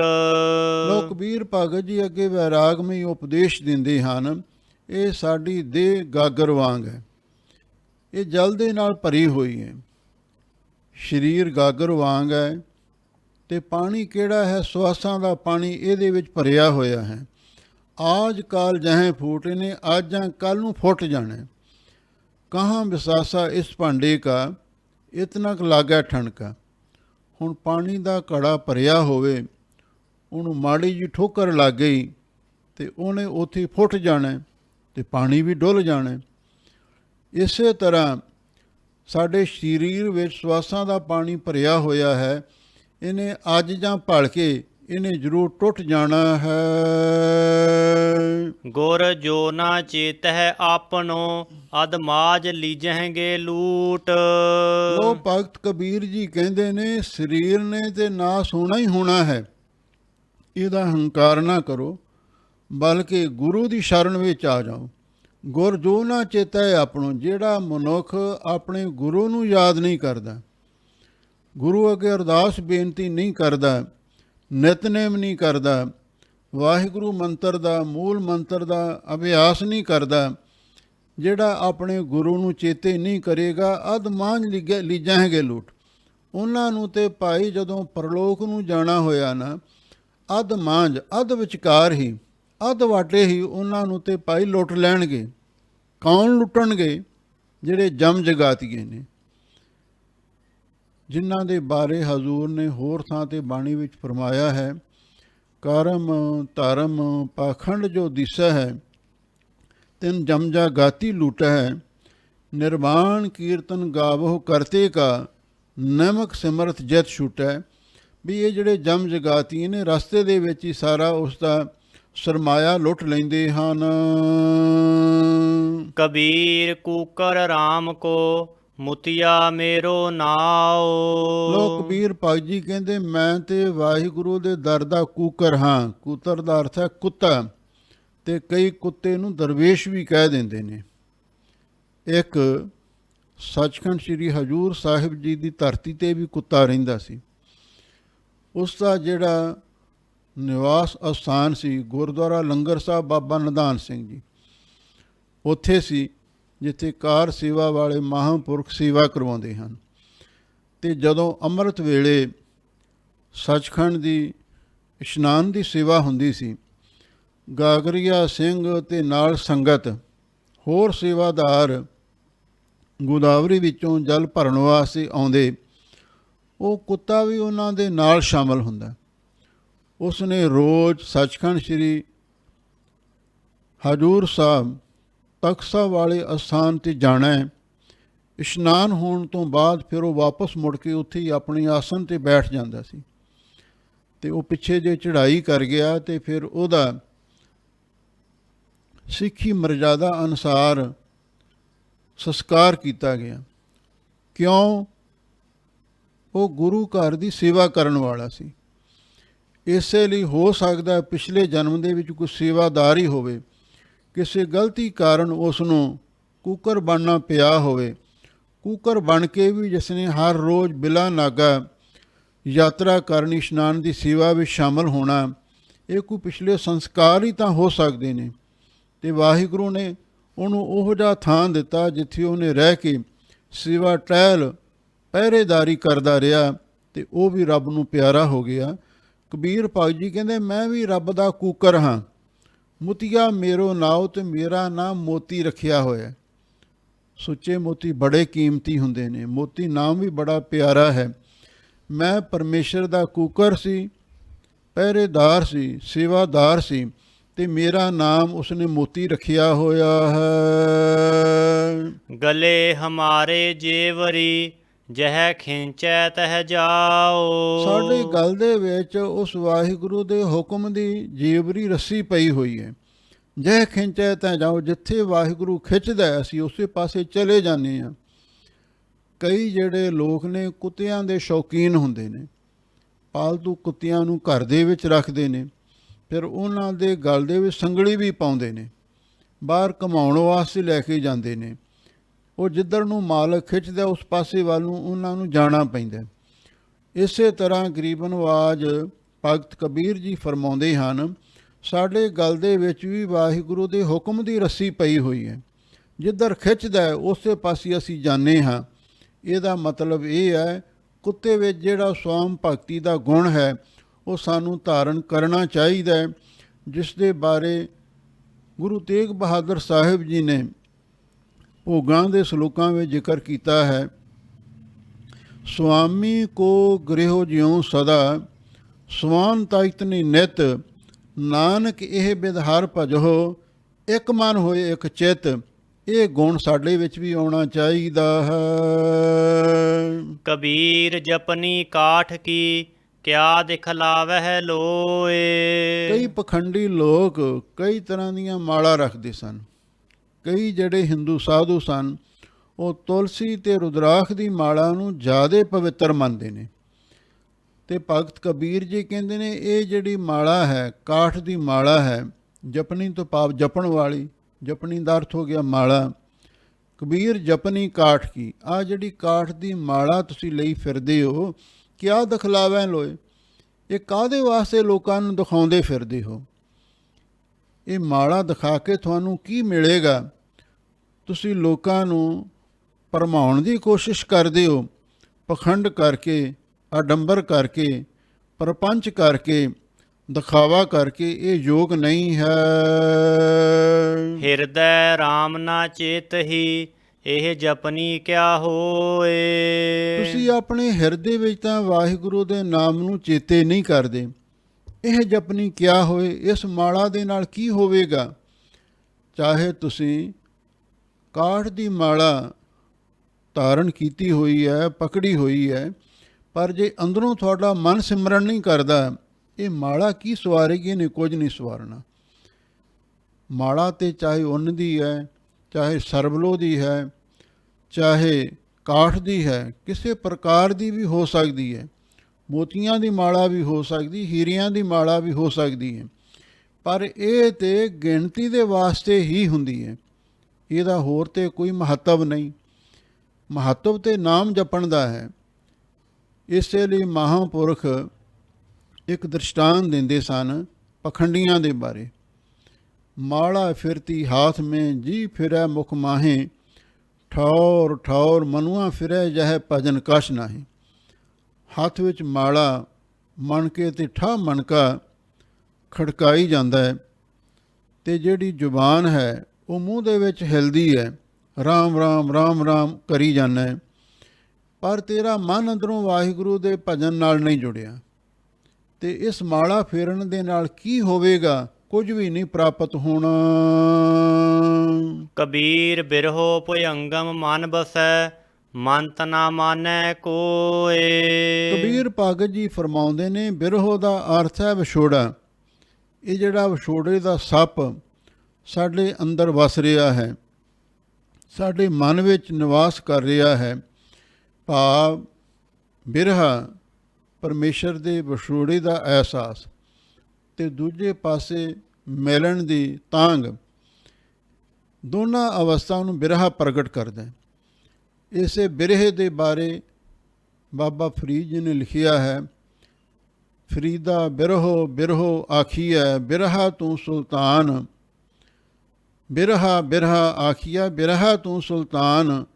ਫਰੀਦਾ ਜਿਤ ਤਨ ਬਿਰਹੋ ਨਾ ਉਪਜੈ, ਸੋ ਤਨ ਜਾਣ ਮਸਾਨ। ਜੇ ਮਨ ਦੇ ਵਿੱਚ ਬਿਰਹਾ, ਬਿਰਹੇ ਦਾ ਅਰਥ ਕਈਆਂ ਨੇ ਪ੍ਰੇਮ ਵੀ ਕੀਤਾ, ਵੀ ਜਿਹਦੇ ਅੰਦਰ ਹਕੀਕੀ ਇਸ਼ਕ, ਰੱਬੀ ਪਿਆਰ ਜਿਹਦੇ ਅੰਦਰ ਪੈਦਾ ਹੋ ਜਾਂਦਾ ਹੈ, ਉਹ ਇਉਂ ਹੁੰਦਾ ਹੈ ਤੇ ਜਿਵੇਂ ਕੋਈ ਸੱਪ ਡੰਗ ਮਾਰ ਦੇਵੇ। ਮੰਤ ਨਾ ਮਾਨੈ ਕੋਏ, ਉਹਨੂੰ ਜਿੰਨੇ ਕੋਈ ਮਰਜ਼ੀ ਜੰਤਰ ਮੰਤਰ ਕੀਲਣ ਵਾਸਤੇ ਕਰ ਲਵੇ, ਪਰ ਉਹ ਕਿਸੇ ਮੰਤਰ ਜੰਤਰ ਨੂੰ ਮੰਨਦਾ ਹੀ ਨਹੀਂ। ਕਿਸੇ ਮੰਤਰ ਜੰਤਰ ਦੇ ਨਾਲ ਉਸ ਨੂੰ ਕੀਲਿਆ ਨਹੀਂ ਜਾ ਸਕਦਾ। ਭਾਵ ਜਿਸ ਨੂੰ ਵਾਹਿਗੁਰੂ ਦਾ ਸੱਚਾ ਪ੍ਰੇਮ ਲੱਗ ਜਾਂਦਾ ਹੈ, ਤੇ ਉਹਨੂੰ ਦੁਨੀਆ ਦੇ ਲੋਕ ਜਿੰਨੇ ਮਰਜ਼ੀ ਮਸ਼ਵਰੇ ਦੇਣ, ਬਈ ਤੂੰ ਵਿਆਹ ਕਰਾ ਲੈ, ਤੂੰ ਕੋਈ ਕੰਮਕਾਰ ਕਰ ਲਿਆ ਕਰ, ਤੂੰ ਕੋਈ ਬਿਜ਼ਨਸ ਕਰ ਲੈ, ਪਰ ਉਹ ਕਿਸੇ ਦੀ ਕੋਈ ਸਲਾਹ ਨਹੀਂ ਮੰਨਦਾ। ਜਿਹਨੂੰ ਸੱਚਾ ਪਿਆਰ ਲੱਗ ਜਾਂਦਾ ਹੈ, ਉਹ ਕਿਸੇ ਦੀ ਸਲਾਹ ਨੂੰ ਨਹੀਂ ਮੰਨਦਾ। ਰਾਮ ਬਿਯੋਗੀ ਨਾ ਜੀਐ, ਜੀਐ ਤਾ ਬੋਰਾ ਹੋਏ। ਜਿਹੜਾ ਪਰਮੇਸ਼ਰ ਦਾ ਵਿਯੋਗੀ ਹੈ, ਭਾਵ ਜਿਹੜਾ ਰੱਬ ਤੋਂ ਵਿਛੜਿਆ ਹੋਇਆ ਹੈ, ਜਿਹਨੂੰ ਇਸ ਗੱਲ ਦਾ ਅਹਿਸਾਸ ਵੀ ਹੋ ਗਿਆ ਮੈਂ ਵਿਛੜਿਆ ਹੋਇਆ ਹਾਂ, ਉਹ ਵਾਹਿਗੁਰੂ ਦੇ ਵਿਛੋੜੇ ਨੂੰ ਨਾ ਝੱਲਦਾ ਹੋਇਆ ਨਾ ਜੀਐ, ਉਹ ਕਦੇ ਜਿਉ ਨਹੀਂ ਸਕਦਾ। ਹਾਂ, ਦੂਜੀ ਗੱਲ ਇਹ ਹੈ, ਜੀਐ ਤੇ ਬੌਰਾ ਹੋਏ। ਜੋ ਜਿਉਂਦਾ ਰਹਿ ਵੀ ਗਿਆ ਤੇ ਫਿਰ ਉਹ ਬੌਰਾ ਹੋਏ, ਉਹ ਮਸਤਾਨਾ ਹੋ ਜਾਵੇਗਾ, ਦੀਵਾਨਾ ਹੋ ਜਾਵੇਗਾ, ਪਾਗਲ ਹੋ ਜਾਵੇਗਾ। ਲੋਕ ਉਹਨੂੰ ਕਮਲਾ ਕਹਿਣ ਲੱਗ ਜਾਣਗੇ। ਅਕਸਰ ਆਪਾਂ ਵੀ ਦੇਖਦੇ ਹਾਂ ਕਈ ਸਾਧੂ ਮਹਾਤਮਾ ਜਿਹੜੇ ਭਜਨ ਬੰਦਗੀ ਕਰਦੇ ਨੇ, ਦੁਨੀਆ ਦੇ ਨਾਲੋਂ ਉਹਨਾਂ ਦਾ ਲਗਾਓ ਘਟ ਜਾਂਦਾ। ਫਿਰ ਉਹ ਕਈਆਂ ਨੂੰ ਮਿਲਦੇ ਨਹੀਂ, ਕਈਆਂ ਨੂੰ ਉਹ ਕੋਈ ਨਾ ਕੋਈ ਰੁੱਖੇ ਕੌੜੇ ਸ਼ਬਦ ਵੀ ਆਖ ਦਿੰਦੇ ਨੇ, ਤੇ ਜਿਹੜੇ ਦੁਨੀਆ ਦੇ ਲੋਕ ਕਹਿੰਦੇ ਤੇ ਕਮਲਾ ਹੋ ਗਿਆ। ਪਰ ਗੱਲ ਇੰਨੀ ਹੁੰਦੀ ਹੈ, ਜਿਹੜੇ ਬਾਬਰੇ ਨੇ, ਪਾਗਲ ਨੇ, ਦੋ ਕਿਸਮ ਦੇ ਹੁੰਦੇ ਨੇ। ਇੱਕ ਤਾਂ ਉਹ ਜਿਨ੍ਹਾਂ ਦਾ ਦਿਮਾਗੀ ਸੰਤੁਲਨ ਹੇਠਾਂ ਡਿੱਗਦਾ। ਦੂਸਰੇ ਮਸਤਾਨੇ ਉਹ ਹੁੰਦੇ ਨੇ ਵੀ ਜਿਨ੍ਹਾਂ ਦਾ ਸੰਤੁਲਨ ਉੱਪਰ ਵੱਲ ਨੂੰ ਜ਼ਿਆਦਾ ਚਲਿਆ ਜਾਂਦਾ। ਹੇਠਾਂ ਡਿੱਗਣਾ ਤੇ ਉੱਪਰ ਜਾਣਾ, ਇਹਦੇ ਵਿੱਚ ਫਰਕ ਹੁੰਦਾ। ਜਿਹੜੇ ਦੁਨਿਆਵੀ ਕਿਸੇ ਕਾਰਨ ਪਾਗਲ ਹੁੰਦੇ ਨੇ, ਉਹਨਾਂ ਦਾ ਸੰਤੁਲਨ ਹੇਠਾਂ ਡਿੱਗਦਾ। ਇਸੇ ਲਈ ਫਿਰ ਉਹ ਕਈ ਵਾਰੀ ਇਕੱਲੀ ਗੱਲਾਂ ਕਰੀ ਜਾਣਗੇ, ਰਾਤ ਨੂੰ ਸੌਂਦੇ ਨਹੀਂ, ਬਰੜਾਈ ਜਾਣਗੇ। ਇਹ ਉਹਨਾਂ ਦੀ ਹਾਲਤ ਹੋ ਜਾਂਦੀ ਹੈ। ਅਤੇ ਜਿਹੜੇ ਰੱਬ ਦੇ ਆਸ਼ਕ ਹੁੰਦੇ ਨੇ, ਜਿਹੜੇ ਸੱਚੇ ਵਾਹਿਗੁਰੂ ਦੇ ਪ੍ਰੇਮੀ ਉਪਾਸ਼ਕ ਹੁੰਦੇ ਨੇ, ਤੇ ਭਿੰਨੀ ਰੈਨੜੀਐ ਚਮਕਣ ਤਾਰੇ, ਜਾਗਹਿ ਸੰਤ ਜਨਾ ਮੇਰੇ ਰਾਮ ਪਿਆਰੇ। ਉਹ ਵੀ ਰਾਤ ਨੂੰ ਜਾਗਦੇ ਨਹੀਂ, ਉਹ ਵੀ ਰੱਬ ਦੇ ਨਾਲ ਗੱਲਾਂ ਕਰਦੇ ਰਹਿੰਦੇ ਨੇ, ਇਸੇ ਲਈ ਭਗਤ ਜੀ ਕਹਿੰਦੇ ਲੋਕ ਉਹਨਾਂ ਨੂੰ ਕਮਲਾ ਕਹਿਣ ਲੱਗ ਜਾਂਦੇ ਨੇ, ਮਸਤਾਨਾ ਕਹਿਣ ਲੱਗ ਜਾਂਦੇ ਨੇ। ਇਸੇ ਲਈ ਭਗਤ ਜੀ ਕਹਿੰਦੇ ਜਿਹੜੇ ਰੱਬ ਦੇ ਵਿਛੋੜੇ ਵਾਲੇ ਬੰਦੇ ਨੇ, ਪਹਿਲੀ ਗੱਲ ਉਹ ਰੱਬ ਦੇ ਵਿਛੋੜੇ ਨੂੰ ਚੱਲ ਹੀ ਨਹੀਂ ਸਕਦੇ, ਉਹ ਮਰ ਜਾਣਗੇ। ਅਤੇ ਜੇ ਨਹੀਂ ਮਰਨਗੇ ਤਾਂ ਫਿਰ ਉਹ ਮਸਤਾਨੇ ਹੋ ਜਾਣਗੇ, ਪਾਗਲ ਹੋ ਜਾਣਗੇ। ਅਤੇ ਕਈ ਸਾਧੂ ਪਾਗਲਾਂ ਦੀ ਤਰ੍ਹਾਂ ਸੰਸਾਰ ਦੇ ਵਿੱਚ ਰਹਿੰਦੇ ਹਨ। ਕਬੀਰ ਪਾਰਸ ਚੰਦਨੈ ਤਿਨ ਹੈ ਏਕ ਸੁਗੰਧ। ਲੋ ਭਗਤ ਕਬੀਰ ਜੀ ਕਹਿੰਦੇ ਨੇ ਵੀ ਚੰਗੀ ਸੰਗਤ ਕਰਨੀ ਚਾਹੀਦੀ ਹੈ। ਜਿਵੇਂ ਪਾਰਸ ਅਤੇ ਚੰਦਨ ਦੋ ਬੜੇ ਕੀਮਤੀ ਨਾਮ ਨੇ, ਕੀਮਤੀ ਪਦਾਰਥ ਨੇ। ਤਿੰਨ ਹੈ ਇੱਕ ਸੁਗੰਧ, ਵੀ ਉਹਨਾਂ ਦੀ ਇੱਕ ਸੁਗੰਧ ਦਾ ਅਰਥ ਹੈ ਇੱਕ ਬਹੁਤ ਵੱਡੀ ਖੂਬੀ ਹੁੰਦੀ ਹੈ, ਉਹਨਾਂ ਵਿੱਚ ਇੱਕ ਬਹੁਤ ਵੱਡੀ ਤਾਰੀਫ ਹੁੰਦੀ ਹੈ, ਉਹਨਾਂ ਦੇ ਵਿੱਚ ਇੱਕ ਬਹੁਤ ਵੱਡਾ ਗੁਣ ਹੁੰਦਾ ਹੈ। ਸੁਗੰਧ ਤੋਂ ਭਾਵ ਹੁੰਦਾ ਸੁਗੰਧੀ ਮਹਿਕ। ਉਹਨਾਂ ਦੀ ਮਹਿਕ, ਉਹਨਾਂ ਦੀ ਸ਼ੋਭਾ ਇੱਕੋ ਜਿਹੀ ਹੀ ਹੈ। ਤਿਹ ਮਿਲ ਤੇਊ ਊਤਮ ਭਏ ਲੋਹ ਕਾਠ ਨਿਰਗੰਧ। ਪਾਰਸ ਤੇ ਚੰਦਨ ਨੂੰ ਤਿਹ ਮਿਲ, ਉਹਨਾਂ ਨੂੰ ਮਿਲ ਕੇ, ਤੇ ਉਹ ਊਤਮ ਪਏ, ਉਹ ਉੱਤਮ ਹੋ ਗਏ। ਕੌਣ? ਲੋਹ ਕਾਠ ਨਿਰਗੰਧ। ਲੋਹਾ ਵੀ ਸੁਗੰਧੀ ਤੋਂ ਰਹਿਤ ਸੀ, ਅਤੇ ਸਧਾਰਨ ਕਾਠ ਬਨਸਪਤੀ ਵੀ ਸੁਗੰਧੀ ਤੋਂ ਰਹਿਤ ਹੁੰਦੀ ਹੈ। ਵੇਖ ਲਓ, ਲੋਹਾ ਪਾਰਸ ਨੂੰ ਛੋਹ ਕੇ ਸੋਨਾ ਬਣ ਗਿਆ, ਉਹਦੇ ਵਿੱਚੋਂ ਸੋਨੇ ਦੀ ਚਮਕ, ਸੋਨੇ ਦੀ ਖੁਸ਼ਬੂ ਆਉਣ ਲੱਗ ਪਈ। ਅਤੇ ਜਿਹੜਾ ਕਾਠ ਸੀ ਉਹ ਚੰਦਨ ਨੂੰ ਛੋਹ ਕੇ ਉਹਦੇ ਵਿੱਚ ਦੁਰਗੰਧ ਨਹੀਂ ਸੀ, ਉਹਦੇ ਵਿੱਚ ਸੁਗੰਧੀ ਭਰ ਗਈ। ਇਸੇ ਲਈ ਭਗਤ ਜੀ ਕਹਿੰਦੇ ਨੇ ਚੰਗਿਆਂ ਦੀ ਸੰਗਤ ਕਰਕੇ ਚੰਗਾ ਬਣਿਆ ਜਾਂਦਾ ਹੈ। ਕਬੀਰ ਜਮ ਕਾ ਠੇਂਗਾ ਬੁਰਾ ਹੈ ਉਹ ਨਹੀਂ ਸਹਿਆ ਜਾਏ। ਕਬੀਰ ਭਗਤ ਜੀ ਨੂੰ ਕੋਈ ਜਗਿਆਸੂ ਆ ਕੇ ਕਹਿਣ ਲੱਗਾ, ਕਹਿੰਦਾ ਮਹਾਰਾਜ ਜਦੋਂ ਪ੍ਰਲੋਕ ਦੀਆਂ ਗੱਲਾਂ ਸੁਣਦੇ ਹਾਂ, ਪੜ੍ਹਦੇ ਹਾਂ, ਬੜਾ ਡਰ ਲੱਗਦਾ। ਕਿਉਂ? ਸੁਣਿਆ ਹੈ ਜਿਹੜਾ ਜਮਾਂ ਦਾ ਠੇਗਾਂ ਦਾ ਅਰਥ ਹੈ ਡੰਡਾ, ਸੋਟਾ, ਸਲੋਤਰ, ਉਹ ਬਹੁਤ ਬੁਰਾ ਹੈ। ਜਮਾਂ ਦਾ ਡੰਡਾ, ਜਮਾਂ ਦਾ ਸਲੋਤਰ ਬਹੁਤ ਮਾੜਾ ਹੈ। ਉਹ ਨਹੀਂ ਸਹਿਆ ਜਾਏ। ਜਿਹਦੇ ਇੱਕ ਵਾਰੀ ਸਿਰ 'ਤੇ ਵੱਜਦਾ ਨਾ, ਉਹਦੀ ਸੱਟ ਨੂੰ ਸਹਾਰਿਆ ਨਹੀਂ ਜਾਂਦਾ। ਏਕ ਜੋ ਸਾਧੂ ਮੋਹੇ ਮਿਲਿਓ ਤਿਨ ਲੀਆ ਅੰਚਨ ਲਾਏ। ਲੋ ਭਗਤ ਕਬੀਰ ਜੀ ਕਹਿੰਦੇ ਨੇ ਇੱਕ ਜੋ ਸਾਧੂ ਮੋਹੇ ਮਿਲਿਓ ਤਿਨ ਲੀਆ ਅੰਚਲ ਲਾਏ। ਇੱਕ ਸਾਨੂੰ ਇਹੋ ਜਿਹਾ ਸਾਧੂ ਮਹਾਂਪੁਰਖ ਮਿਲ ਗਿਆ, ਕੋਈ ਇਹੋ ਜਿਹਾ ਰੱਬ ਦਾ ਪਿਆਰਾ ਮੁਰਸ਼ਦ ਮਿਲ ਗਿਆ, ਉਹਨੇ ਸਾਨੂੰ ਆਪਣੇ ਲੜ ਲਾ ਲਿਆ। ਭਾਵ ਜਦੋਂ ਕੋਈ ਵੀ ਇਨਸਾਨ ਸੱਚੇ ਗੁਰੂ ਦੀ ਸ਼ਰਨ ਵਿੱਚ ਚਲਿਆ ਜਾਂਦਾ ਹੈ, ਸਿੱਖੀ ਦਾ ਪੱਲਾ, ਸ਼ਬਦ ਦਾ ਪੱਲਾ, ਉਪਦੇਸ਼ ਦਾ ਪੱਲਾ ਪਕੜ ਲੈਂਦਾ ਹੈ, ਖੰਡੇ ਬਾਟੇ ਦਾ ਅੰਮ੍ਰਿਤ ਛਕ ਕੇ ਤਿਆਰ ਬਰਤਿਆਰ ਹੋ ਜਾਂਦਾ ਹੈ, ਫਿਰ ਉਹ ਜਮਾਂ ਦੇ ਡੰਡੇ ਤੋਂ ਬਚ ਜਾਂਦਾ। ਇਸੇ ਲਈ ਭਗਤ ਜੀ ਕਹਿੰਦੇ ਨੇ ਭਲਿਆ ਲੋਕਾ, ਜੇ ਤੂੰ ਵੀ ਚਾਹੁੰਦਾ ਵੀ ਜਮਾਂ ਦੀ ਮਾਰ ਤੋਂ ਬਚ ਜਾਵਾਂ, ਤੇ ਫਿਰ ਗੁਰੂ ਦੀ ਸ਼ਰਨ ਪੈ, ਤੇ ਗੁਰੂ ਦੀ ਸ਼ਰਨ ਪੈ ਕੇ ਤੂੰ ਜਮਾਂ ਦੇ ਡੰਡੇ ਤੋਂ ਬਚ ਸਕਦਾ ਹੈ। ਕਬੀਰ ਬੈਦ ਕਹੈ ਹਉ ਹੀ ਭਲਾ ਦਾਰੂ ਮੇਰੇ ਵਸ। ਦੁਨੀਆ ਦੇ ਵਿੱਚ ਕਈ ਜਿਹੜੇ ਵੈਦ ਨੇ, ਹਕੀਮ ਨੇ ਜਾਂ ਡਾਕਟਰ ਨੇ, ਉਹ ਇਸ ਗੱਲ ਦਾ ਦਾਅਵਾ ਕਰਦੇ ਨੇ ਅਸੀਂ ਚਾਹੇ ਕੋਈ ਵੀ ਬਿਮਾਰੀ ਹੋਵੇ ਉਹਦਾ ਇੰਨੇ ਦਿਨਾਂ ਦੇ ਵਿੱਚ, ਹਫ਼ਤੇ 2 ਹਫ਼ਤੇ ਵਿੱਚ ਇਲਾਜ ਕਰ ਦੇਵਾਂਗੇ। ਪਰ ਭਗਤ ਜੀ ਕਹਿੰਦੇ ਦਾਅਵਾ ਕਰਨਾ ਠੀਕ ਨਹੀਂ ਹੈ। ਕਬੀਰ ਵੈਦ ਕਹੇ ਹਉ ਹੀ ਭਲਾ, ਵੈਦ ਇਹ ਗੱਲ ਕਹਿੰਦਾ ਹੈ ਮੈਂ ਭਲਾ, ਬਹੁਤ ਵਧੀਆ, ਬਹੁਤ ਉੱਚੀ ਡਿਗਰੀ ਵਾਲਾ, ਉੱਚੀ ਪਦਵੀ ਵਾਲਾ ਮੈਂ ਇੱਕ ਇਨਸਾਨ ਹਾਂ, ਦਾਰੂ ਮੇਰਾ ਵਸ।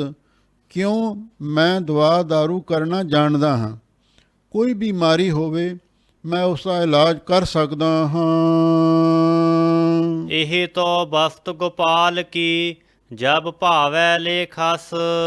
ਲਓ ਸਤਿਗੁਰੂ ਕਹਿੰਦੇ ਨੇ ਵੈਦਾਂ, ਡਾਕਟਰਾਂ ਨੂੰ ਵੀ, ਹਕੀਮਾਂ ਨੂੰ ਵੀ ਉਪਦੇਸ਼ ਦਿੰਦੇ ਨੇ, ਭਾਈ ਆਪਣੇ ਗੁਣ ਦਾ, ਆਪਣੀ ਡਾਕਟਰੀ ਦਾ, ਆਪਣੀ ਪਦਵੀ ਦਾ, ਆਪਣੀ ਡਿਗਰੀ ਦਾ ਹੰਕਾਰ ਨਾ ਕਰੋ।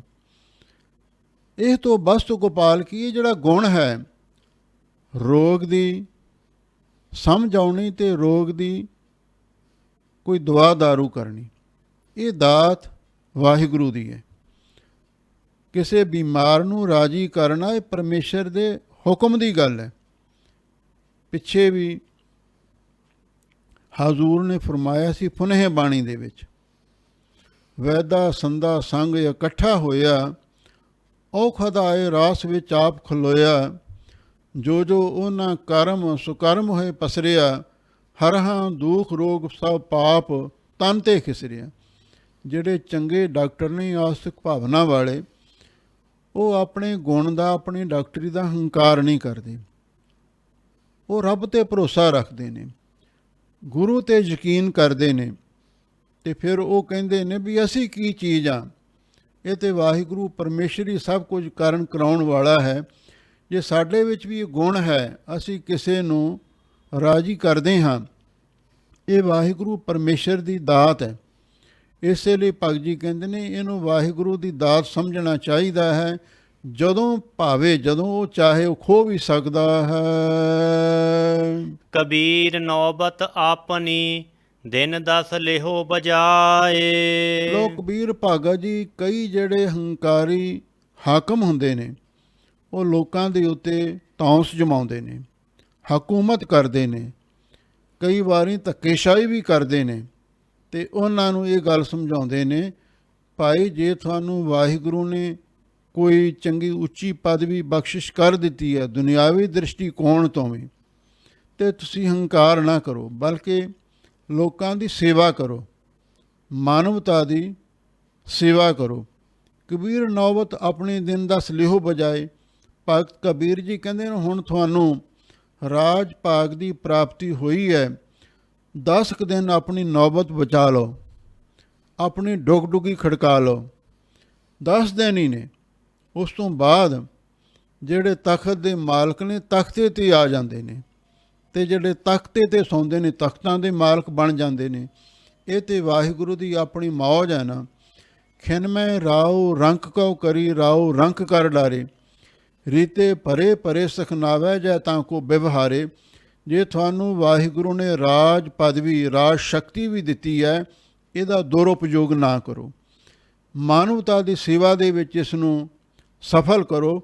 ਇਸੇ ਲਈ ਭਗਤ ਜੀ ਕਹਿੰਦੇ ਨੇ ਜੇ ਤੁਹਾਨੂੰ ਇਹ ਵਾਹਿਗੁਰੂ ਨੇ ਹਕੂਮਤ ਕਰਨ ਦੀ ਕੋਈ ਤੁਹਾਨੂੰ ਖੇਲ ਵਰਤਾਈ ਹੈ, ਤੁਸੀਂ 10 ਦਿਨ ਆਪਣੀ ਨੌਬਤ ਬਚਾ ਲਵੋ, ਭਾਵ ਜੋ ਕੁਝ ਤੁਸੀਂ ਕਰਨਾ ਉਹ ਕਰਕੇ ਵੇਖ ਲਵੋ। ਨਦੀ ਨਾਵ ਸੰਜੋਗ ਜਿਉ, ਬੋਹਰ ਨਾ ਮਿਲਹਿ ਆਏ। ਆਮ ਸਾਧਾਰਨ ਪੁਰਸ਼ਾਂ ਨੂੰ ਵੀ ਇਹੀ ਉਪਦੇਸ਼ ਹੈ। ਹਰ ਆਦਮੀ ਆਪਣੇ ਘਰੇ ਰਾਜਾ ਹੀ ਹੁੰਦਾ ਹੈ ਨਾ, ਅਤੇ ਜਿਹੜੇ ਸਰਪੰਚ ਨੂੰ ਪਿੰਡ ਦੇ ਆਪਣੇ ਆਪ ਨੂੰ ਜ਼ਿੰਮੇਦਾਰ ਸਮਝਦੇ ਨੇ, ਭਗਤ ਜੀ ਕਹਿੰਦੇ ਨੇ ਤੁਸੀਂ ਵੀ 10 ਦਿਨ ਆਪਣੀ ਨੌਬਤ ਬਚਾ ਲਵੋ, ਆਪਣੀ ਧੌਂਸ ਜਮਾ ਲਵੋ। ਹਮੇਸ਼ਾ ਨਹੀਂ ਇਹ ਜਿਹੜੀਆਂ ਪਦਵੀਆਂ ਰਹਿੰਦੀਆਂ। ਜ਼ਿੰਦਗੀ ਦਾ ਮੇਲਾ ਤੇ ਨਦੀ ਤੇ ਨੌਕਾ ਵਾਲਾ ਹੈ। ਜਿਵੇਂ ਨਦੀ ਤੇ ਨਾਵ ਦਾ ਸੰਯੋਗ ਹੁੰਦਾ ਹੈ, ਜਦੋਂ ਆਪਾਂ ਪੁਰਾਣੇ ਸਮੇਂ ਦੇ ਵਿੱਚ ਨਦੀ ਪਾਰ ਕਰਨੀ ਹੁੰਦੀ ਸੀ, ਉਸ ਵੇਲੇ ਬੇੜੀਆਂ 'ਤੇ ਚੜ੍ਹ ਕੇ ਨਦੀ ਪਾਰ ਹੁੰਦੀ ਸੀ, ਪੁਲ ਨਹੀਂ ਸੀ ਬਣੇ ਹੋਏ। ਬੇੜੀਆਂ 'ਤੇ ਚੜ੍ਹ ਕੇ ਹੀ ਨਦੀ ਦਰਿਆ ਪਾਰ ਕਰਨੇ ਪੈਂਦੇ ਸਨ। ਹੁਣ ਉਸ ਨੌਕਾ 'ਤੇ ਬੇੜੀ 'ਤੇ ਕਈ ਤਰ੍ਹਾਂ ਦੇ ਮੁਸਾਫਰ ਅਸਵਾਰ ਹੁੰਦੇ, ਕੋਈ ਕਿਸੇ ਪਿੰਡ ਦਾ, ਕੋਈ ਕਿਸੇ ਨਗਰ ਦਾ, ਕੋਈ ਕਿਸੇ ਕਸਬੇ ਦਾ, ਕੋਈ ਕਿਸੇ ਸ਼ਹਿਰ ਦਾ। ਜਦੋਂ ਬੇੜੀ ਦੇ ਵਿੱਚ ਬੈਠਦੇ ਆਪਸ ਵਿੱਚ ਗੱਲਾਂ ਕਰਦੇ, ਭਾਈ ਤੂੰ ਕਿਹੜੇ ਪਿੰਡ ਦਾ, ਤੂੰ ਕਿਹੜੇ ਸ਼ਹਿਰ ਦਾ, ਅਤੇ ਬਸ ਜਦੋਂ ਦਰਿਆ ਪਾਰ ਹੋ ਗਿਆ ਆਪੋ ਆਪਣੇ ਰਾਹ ਤੁਰ ਪੈਂਦੇ ਸਨ। ਫਿਰ ਕੋਈ ਕਿਸੇ ਨੂੰ ਨਹੀਂ ਸੀ ਪੁੱਛਦਾ ਤੂੰ ਕਿੱਥੇ ਜਾਣਾ, ਕਿੱਥੇ ਨਹੀਂ ਜਾਣਾ। ਨਦੀ ਨਾਵ ਸੰਜੋਗ ਜਿਉਂ, ਕਬੀਰ ਭਗਤ ਜੀ ਕਹਿੰਦੇ ਇਹ ਜਿਹੜਾ ਨਦੀਆਂ ਵਾਹ ਵਿਸ਼ੁੰਨਿਆ ਮੇਲਾ ਸੰਜੋਗੀ ਰਾਮ, ਇਹ ਜਿਹੜਾ ਸੰਸਾਰ ਦਾ ਅਤੇ ਪਰਿਵਾਰ ਦਾ ਮੇਲ ਹੈ ਨਾ, ਇਹ ਵੀ ਨਦੀ ਅਤੇ ਨੌਕਾ ਵਾਲਾ ਹੀ ਹੈ। ਬੋਹਰ ਨਾ ਮਿਲਹਿ ਆਏ, ਅਸੀਂ ਦੁਬਾਰਾ ਮੁੜ ਕੇ ਉਹਨਾਂ ਨੂੰ ਆ ਕੇ ਨਹੀਂ ਮਿਲ ਸਕਦੇ। ਜਿਹੜੇ ਮੁਸਾਫਰ ਇੱਕ ਵਾਰੀ ਬੇੜੀ 'ਚ ਬੈਠੇ ਹੁੰਦੇ ਨੇ ਉਹ ਤਾਂ ਚਲੇ ਜਾਂਦੇ ਨੇ, ਜੇ ਦੁਬਾਰਾ ਮੁੜ ਕੇ ਆਪਾਂ ਉਹਨਾਂ ਨੂੰ ਲੱਭਣ ਲੱਗ ਜਾਈਏ ਉਹ ਨਹੀਂ ਮਿਲਦੇ ਸਾਨੂੰ। ਇਸੇ ਤਰ੍ਹਾਂ ਜਦੋਂ ਸੰਸਾਰ ਇੱਕ ਨਦੀ ਹੈ, ਸਾਡਾ ਜੀਵਨ ਬੇੜੀ ਵਾਂਗ ਹੈ। ਇਹਦੇ ਵਿੱਚ ਸਾਡਾ ਆਪਣਾ ਪਰਿਵਾਰ ਵੀ ਹੈ, ਰਿਸ਼ਤੇਦਾਰ ਵੀ ਹੁੰਦੇ ਨੇ। ਜਦੋਂ ਇੱਕ ਵਾਰੀ ਅਸੀਂ ਨਦੀ ਪਾਰ ਕਰ ਲਈ, ਇੱਕ ਵਾਰੀ ਅਸੀਂ ਜੀਵਨ ਦੀ ਨਦੀ ਨੂੰ ਤਰ ਕੇ ਪਾਰ ਕਰ ਲਿਆ, ਤੇ ਫਿਰ ਪਤਾ ਨਹੀਂ ਕਿੱਧਰ ਜਾਣਾ ਪਵੇ, ਫਿਰ ਮੁੜ ਕੇ ਆ ਕੇ ਉਹਨਾਂ ਨੂੰ ਨਹੀਂ ਮਿਲ ਸਕਦੇ। ਕਬੀਰ ਫਾਤ ਸਮੁੰਦ ਹੈ ਮੁਸ ਕਰੋ, ਮਸ ਕਬੀਰ ਫਾਤ ਸਮੁੰਦ ਹੈ ਮਸ ਕਰੋ, ਕਲਮ ਕਰੋ ਬਨ ਰਾਏ। ਲੋ ਭਗਤ ਕਬੀਰ ਜੀ ਅੱਗੇ ਕਹਿੰਦੇ ਨੇ, ਕੋਈ ਪ੍ਰੇਮੀ ਆਇਆ, ਉਹ ਕਹਿਣ ਲੱਗਾ, ਮਹਾਰਾਜ ਮੈਂ ਰੱਬ ਦੀ ਸਿਫਤ ਸਲਾਹ ਲਿਖਣੀ ਚਾਹੁੰਦਾ। ਕਬੀਰ ਭਗਤ ਜੀ ਹੱਸ ਪਏ, ਕਹਿਣ ਲੱਗੇ, ਤੂੰ ਕਿੰਨੀ ਕੁ ਲਿਖ ਸਕਦਾ? ਕਹਿੰਦਾ, ਜਿੰਨੀ ਲਿਖੀ ਗਈ। ਤਾਂ ਭਗਤ ਜੀ ਕਹਿਣ ਲੱਗੇ, ਚਾਹੇ ਜਿੰਨਾ ਮਰਜ਼ੀ ਜ਼ੋਰ ਲਾ ਲੈ, ਤੂੰ ਰੱਬ ਦੀ ਸਿਫਤ ਸਲਾਹ ਲਿਖ ਹੀ ਨਹੀਂ ਸਕਦਾ। ਲਓ ਭਗਤ ਜੀ ਉਸ ਨੂੰ ਸਮਝਾਉਂਦੇ ਨੇ, ਕਬੀਰ ਸਾਤ ਸਮੁੰਦਰ ਮਸ ਕਰੋ, ਜੇ ਭਾਈ ਸੱਤਾਂ ਸਮੁੰਦਰਾਂ ਦੀ ਸਿਆਹੀ ਬਣਾ ਲਈਏ, ਕਲਮ ਕਰੋ ਬਨ ਰਾਏ, ਜਿੰਨੀ ਬਨਾਸਪਤੀ ਹੈ ਉਹਦੀਆਂ ਕਲਮਾਂ ਘੜ ਲਈਏ। ਬਸੁਦਾ ਕਾਗਦ ਜੋ ਕਰੋ, ਹਰ ਜਸ ਲਿਖਨ ਨਾ ਜਾਏ। ਵਸਦਾ ਦਾ ਅਰਥ ਹੈ ਧਰਤੀ। ਇਹ ਜਿੰਨੀ ਧਰਤੀ ਹੈ ਇਹਦਾ ਕਾਗਜ਼ ਬਣਾ ਲਈਏ।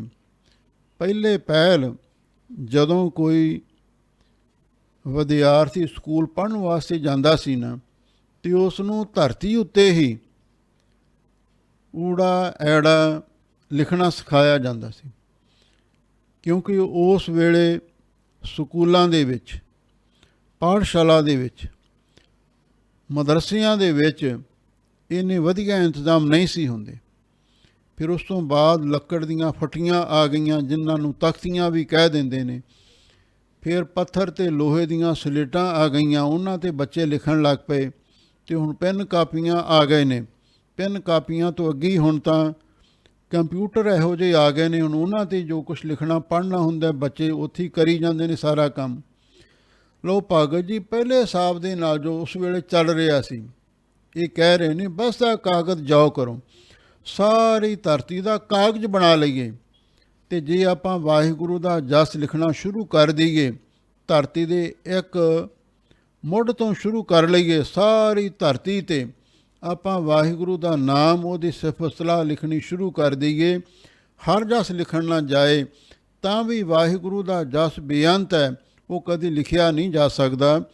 ਜਿਵੇਂ ਕਲਗੀਧਰ ਪਾਤਸ਼ਾਹ ਨੇ ਵੀ ਬਹੁਤ ਸੁੰਦਰ ਫਰਮਾਇਆ ਹੈ, ਕਾਗਜ਼ ਦੀਪ ਸਭੈ ਕਰਕੇ, ਅਰਸਾਲ ਸਮੁੰਦਰਨ ਕੀ ਮਸ ਕਹਿਹੋਂ, ਕਾਟ ਬਨਾਸਪਤੀ ਸਿਗਰੀ, ਲਿਖਬੇ ਹੂੰ ਕੇ ਲੇਖਨ ਕਾਜ ਬਣੈਹੋਂ, ਸਾਰ ਸੁਤੀ ਬਖਤਾ ਕਰਕੇ, ਜੋ ਕੋਟ ਗਣੇਸ਼ ਕੇ ਹਾਥ ਲਿਖੈਹੋਂ, ਕਾਲ ਕਿਰਪਾਨ ਬਿਨਾ ਬੇਨਤੀ, ਤਉ ਤੁਮਕੋ ਨਿਰਣੈ ਕਰ ਜੈਹੋਂ। ਕਿਸੇ ਤਰ੍ਹਾਂ ਵੀ ਵਾਹਿਗੁਰੂ ਦਾ ਜਸ ਲਿਖਿਆ ਨਹੀਂ ਜਾ ਸਕਦਾ। ਕਬੀਰ ਜਾਤ ਜੁਲਾਹਾ ਕਿਆ ਕਰੈ, ਹਿਰਦੈ ਬਸੇ ਗੋਪਾਲ। ਲੋ ਭਗਤ ਕਬੀਰ ਜੀ ਆਪਣੀ ਮੌਜ ਵਿੱਚ ਬੈਠੇ ਸਨ। ਕੋਈ ਉੱਚੀ ਜਾਤ ਵਾਲਾ ਬ੍ਰਾਹਮਣ ਆਇਆ, ਉਹ ਆ ਕੇ ਕਹਿਣ ਲੱਗਾ, ਕਬੀਰ ਚਾਹੇ ਜੋ ਮਰਜ਼ੀ ਕਰ ਲੈ, ਰਹਿਣਾ ਤਾਂ ਤੂੰ ਜੁਲਾਹਾ ਹੀ ਆ ਨਾ। ਜੁਲਾਹਾ ਜਾਤ ਬਹੁਤ ਨੀਵੀਂ ਅਤੇ ਕਮੀਨੀ ਮੰਨੀ ਗਈ ਹੈ। ਅਤੇ ਭਗਤ ਕਬੀਰ ਜੀ ਨੇ ਫਿਰ ਉਹਦਾ ਕੀ ਜਵਾਬ ਦਿੱਤਾ, ਉਹ ਸੁਣੋ। ਕਬੀਰ ਜਾਤ ਜੁਲਾਹਾ ਕਿਆ ਕਰੇ, ਹਿਰਦੈ ਬਸੇ ਗੋਪਾਲ। ਭਗਤ ਕਬੀਰ ਜੀ ਕਹਿਣ ਲੱਗੇ, ਭਲਿਆ ਲੋਕਾ, ਠੀਕ ਹੈ ਤੂੰ ਉੱਚੀ ਜਾਤੀ ਦਾ ਹੈ ਅਤੇ ਮੈਂ ਨੀਵੀਂ ਜਾਤ ਦਾ ਜੁਲਾਹਾ ਹਾਂ, ਪਰ ਹੁਣ ਮੇਰੇ ਹਿਰਦੇ ਵਿੱਚ ਗੋਪਾਲ ਵਾਹਿਗੁਰੂ ਜੀ ਵਸ ਗਏ ਨੇ। ਜਾਤ ਜੁਲਾਹਾ ਕਿਆ ਕਰੇ, ਆ ਜਿਹੜੀ ਨੀਵੀਂ ਜਾਤ ਹੈ ਜੁਲਾਹਿਆਂ ਦੀ, ਇਹ ਮੇਰਾ ਕੀ ਵਿਗਾੜ ਸਕਦੀ ਹੈ? ਮੇਰੇ ਜੀਵਨ 'ਤੇ ਨੀਵੀਂ ਜਾਤ ਦਾ, ਕਮੀਨੀ ਜਾਤ ਦਾ ਕੋਈ ਅਸਰ ਨਹੀਂ। ਕਿਉਂ? ਮੇਰੇ ਹਿਰਦੇ ਵਿੱਚ ਪਰਮੇਸ਼ਰ ਵਸਿਆ ਹੋਇਆ, ਅਤੇ ਇਸ ਲਈ ਮੈਨੂੰ ਆਪਣੀ ਨੀਵੀਂ ਜਾਤ ਦਾ ਕੋਈ ਡਰ ਨਹੀਂ, ਕੋਈ ਤੌਖਲਾ ਨਹੀਂ, ਅਤੇ ਜੋ ਵੀ ਮੈਂ ਹਾਂ ਉਹ ਮੈਨੂੰ ਪ੍ਰਵਾਨ ਹੈ। ਮੈਂ ਗਿਲਾ ਸ਼ਿਕਵਾ ਨਹੀਂ ਕਰਦਾ ਵੀ ਮੇਰੀ ਜਾਤ ਨੀਵੀਂ ਹੈ। ਬਸ ਅਸਲੀ ਜਿਹੜਾ ਜੀਵਨ ਦਾ ਮਨੋਰਥ ਹੈ, ਰੱਬ ਦੀ ਭਗਤੀ ਕਰਨੀ, ਉਹ ਮੈਂ ਪੂਰਾ ਕਰ ਲਿਆ। ਹੁਣ ਮੇਰੇ ਹਿਰਦੇ ਵਿੱਚ ਪਰਮੇਸ਼ਰ ਆ ਕੇ ਵਸ ਗਿਆ। ਹੁਣ ਜਿਹੜੀ ਇਹ ਨੀਵੀਂ ਜਾਤ ਹੈ, ਇਹ ਮੇਰਾ ਕੀ ਵਿਗਾੜ ਸਕਦੀ? ਕੁਝ ਵੀ ਨਹੀਂ ਵਿਗਾੜ ਸਕਦੀ। ਕਬੀਰ ਰਮਈਆ ਕੰਠ ਮਿਲ, ਚੂਕਹਿ ਸਰਬ ਜੰਜਾਲ। ਕਬੀਰ ਭਗਤ ਜੀ ਕਹਿੰਦੇ ਨੇ ਆਪਣੇ ਮਨ ਨੂੰ, ਕਹਿੰਦੇ ਮਨਾ ਤੂੰ ਉਸ ਵਾਹਿਗੁਰੂ ਪਰਮੇਸ਼ਰ ਦੇ ਕੰਠ ਨੂੰ ਮਿਲ, ਸਰਗੁਣ ਸਰੂਪ ਦੇ ਪ੍ਰਤੱਖ ਕੰਠ ਨੂੰ ਜਾ ਕੇ ਲੱਗ, ਉਹਦੇ ਗਲ ਦੇ ਨਾਲ ਲੱਗ, ਤੇ ਜਿਹੜਾ ਨਿਰਗੁਣ ਸਰੂਪ ਹੈ ਉਹਦੇ ਭੇਦ ਨਿਸ਼ਚੈ ਰੂਪੀ ਕੰਠ ਦੇ ਨਾਲ ਲੱਗ। ਚੂਕੈ ਸਰਬ ਜੰਜਾਲ, ਤੇਰੇ ਸਾਰੇ ਜੰਜਾਲ ਮੁੱਕ ਜਾਣਗੇ, ਸਾਰੇ ਧੰਦੇ ਛੁੱਟ ਜਾਣਗੇ, ਤੇ ਹਰ ਤਰ੍ਹਾਂ ਦੀਆਂ ਜਿਹੜੀਆਂ ਫਸੌਤੀਆਂ ਨੇ, ਬੰਧਨ ਨੇ, ਉਹਨਾਂ ਤੋਂ ਆਜ਼ਾਦ ਹੋ ਜਾਵੇਂਗਾ। ਕਬੀਰ ਐਸਾ ਕੋ ਨਹੀਂ ਮੰਦਰ ਦੇ ਜਰਾਏ। ਇਹ ਸਿਧਾਂਤ ਵਾਲਾ ਦੋਹਰਾ ਪਿੱਛੇ ਵੀ ਆਇਆ, ਉਸੇ ਨੂੰ ਦੁਬਾਰਾ ਭਗਤ ਜੀ ਫਿਰ ਦੁਹਰਾਉਂਦੇ ਹਨ। ਇਹੋ ਜਿਹਾ ਕੋਈ ਸਾਨੂੰ ਨਜ਼ਰ ਨਹੀਂ ਆਉਂਦਾ ਮੰਦਰ ਦੇ ਜਰਾਏ, ਵੀ ਜਿਹੜਾ ਆਦਮੀ ਆਪਣੇ ਘਰ ਨੂੰ ਅੱਗ ਲਾ ਕੇ ਸਾੜ ਦੇਵੇ। ਜਿਸ ਘਰ ਦੇ ਵਿੱਚ ਰਹਿੰਦਾ ਉਸ ਅੱਗ ਨੂੰ ਆਪ ਹੀ ਸਾੜ ਦੇਵੇ, ਅੱਗ ਦੇ ਨਾਲ ਸਾੜ ਦੇਵੇ, ਮੈਨੂੰ ਇਹੋ ਜਿਹਾ ਕੋਈ ਨਜ਼ਰ ਨਹੀਂ ਆਉਂਦਾ। ਪਾਂਚੋ ਲੜਕੇ ਮਾਰ ਕੇ ਰਹਿ ਰਾਮ ਲਿਓ ਲਾਏ। ਇਕੱਲੇ ਘਰ ਨੂੰ ਨਾ ਸਾੜੇ, ਤੇ ਜਿਹੜੇ 5 ਉਸ ਦੇ ਪੁੱਤਰ ਨੇ ਉਹਨਾਂ ਨੂੰ ਮਾਰ ਕੇ ਘਰ ਨੂੰ ਸਾੜ ਦੇਵੇ, ਤੇ ਰਹਿ ਰਾਮ ਲਿਓ ਲਾਏ, ਤੇ ਫਿਰ ਵਾਹਿਗੁਰੂ ਦੇ ਪਾਣੇ ਵਿੱਚ ਰਵੇ। ਤੇਰਾ ਕੀਆ ਮੀਠਾ ਲਾਗੈ, ਹਰਨਾਮ ਪਦਾਰਥ ਨਾਨਕ ਮੰਗੈ। ਇਹਨਾਂ ਬਚਨਾਂ ਤੇ ਪਹਿਰਾ ਦੇਵੇ, ਤੇ ਵਾਹਿਗੁਰੂ ਦੇ ਨਾਲ ਚਿੱਤ ਬਿਰਤੀ ਨੂੰ ਜੋੜੀ ਰੱਖੇ, ਭਾਵ ਵਾਹਿਗੁਰੂ ਦੀ ਲਿਵ ਨਾ ਟੁੱਟਣ ਦੇਵੇ। ਇਹੋ ਜਿਹਾ ਸਾਨੂੰ ਤੇ ਕੋਈ ਨਜ਼ਰ ਨਹੀਂ ਆਉਂਦਾ। ਅੰਤਰੀ ਭਾਵ ਇਹ ਵੀ ਹੈ, ਕਬੀਰ ਭਗਤ ਜੀ ਕਹਿੰਦੇ ਨੇ ਇਹੋ ਜਿਹਾ ਕੋਈ ਸਾਨੂੰ ਨਜ਼ਰ ਨਹੀਂ ਆਉਂਦਾ, ਭਾਵ ਕੋਈ ਵਿਰਲਾ ਹੀ ਐਸਾ ਕੁਰਬਾਨੀ ਵਾਲਾ ਸ਼ਖਸ ਹੋਵੇਗਾ ਮੰਦਰ ਦੇ ਜਰਾਏ, ਜਿਹੜਾ ਆਪਣੇ ਘਰ ਨੂੰ, ਇਹ ਘਰ ਕੀ ਆ, ਸਰੀਰ, ਇਹਦੇ ਦੇਹ ਅਧਿਆਸ ਨੂੰ, ਇਹਦੇ ਹੰਕਾਰ ਨੂੰ ਸਾੜ ਦੇਵੇ, ਤੇ ਨਾਰੀ ਜਿਹੜੇ ਮਾਇਆ ਰੂਪੀ ਮਾਂ ਦੇ 5 ਪੁੱਤਰ ਨੇ, ਕਾਮ, ਕ੍ਰੋਧ, ਲੋਭ, ਮੋਹ, ਹੰਕਾਰ, ਇਹਨਾਂ 5 ਨੂੰ ਮਾਰ ਦੇਵੇ। ਸ੍ਰੀ ਗੁਰ ਸ਼ਬਦ ਕਮਾਏ ਜਨ ਜੀਤੇ 5 ਬੇਕਾਰ, ਤਿੰਨ ਸੰਤਨ ਕੋ ਬੰਦਨਾ ਸਿਰ ਚਰਨਨ ਪਰ ਧਾਰ। ਤੇ ਵਾਹਿਗੁਰੂ ਦੇ ਨਾਲ ਚਿੱਤ ਬਿਰਤੀ ਨੂੰ ਜੋੜੀ ਰੱਖੇ।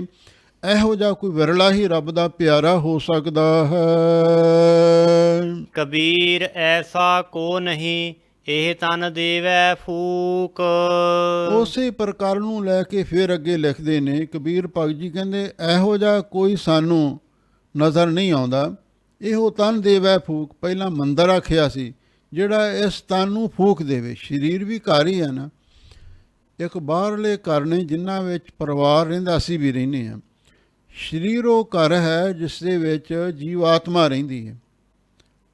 ਆਦਮੀ ਜਿਹੜਾ ਅਸਲੀ ਜੀਵਨ ਹੈ ਉਹ ਅੰਦਰਲਾ ਜੀਵਨ ਹੈ, ਇਸ ਲਈ ਤਨ ਇਹ ਵੀ ਇੱਕ ਘਰ ਹੈ।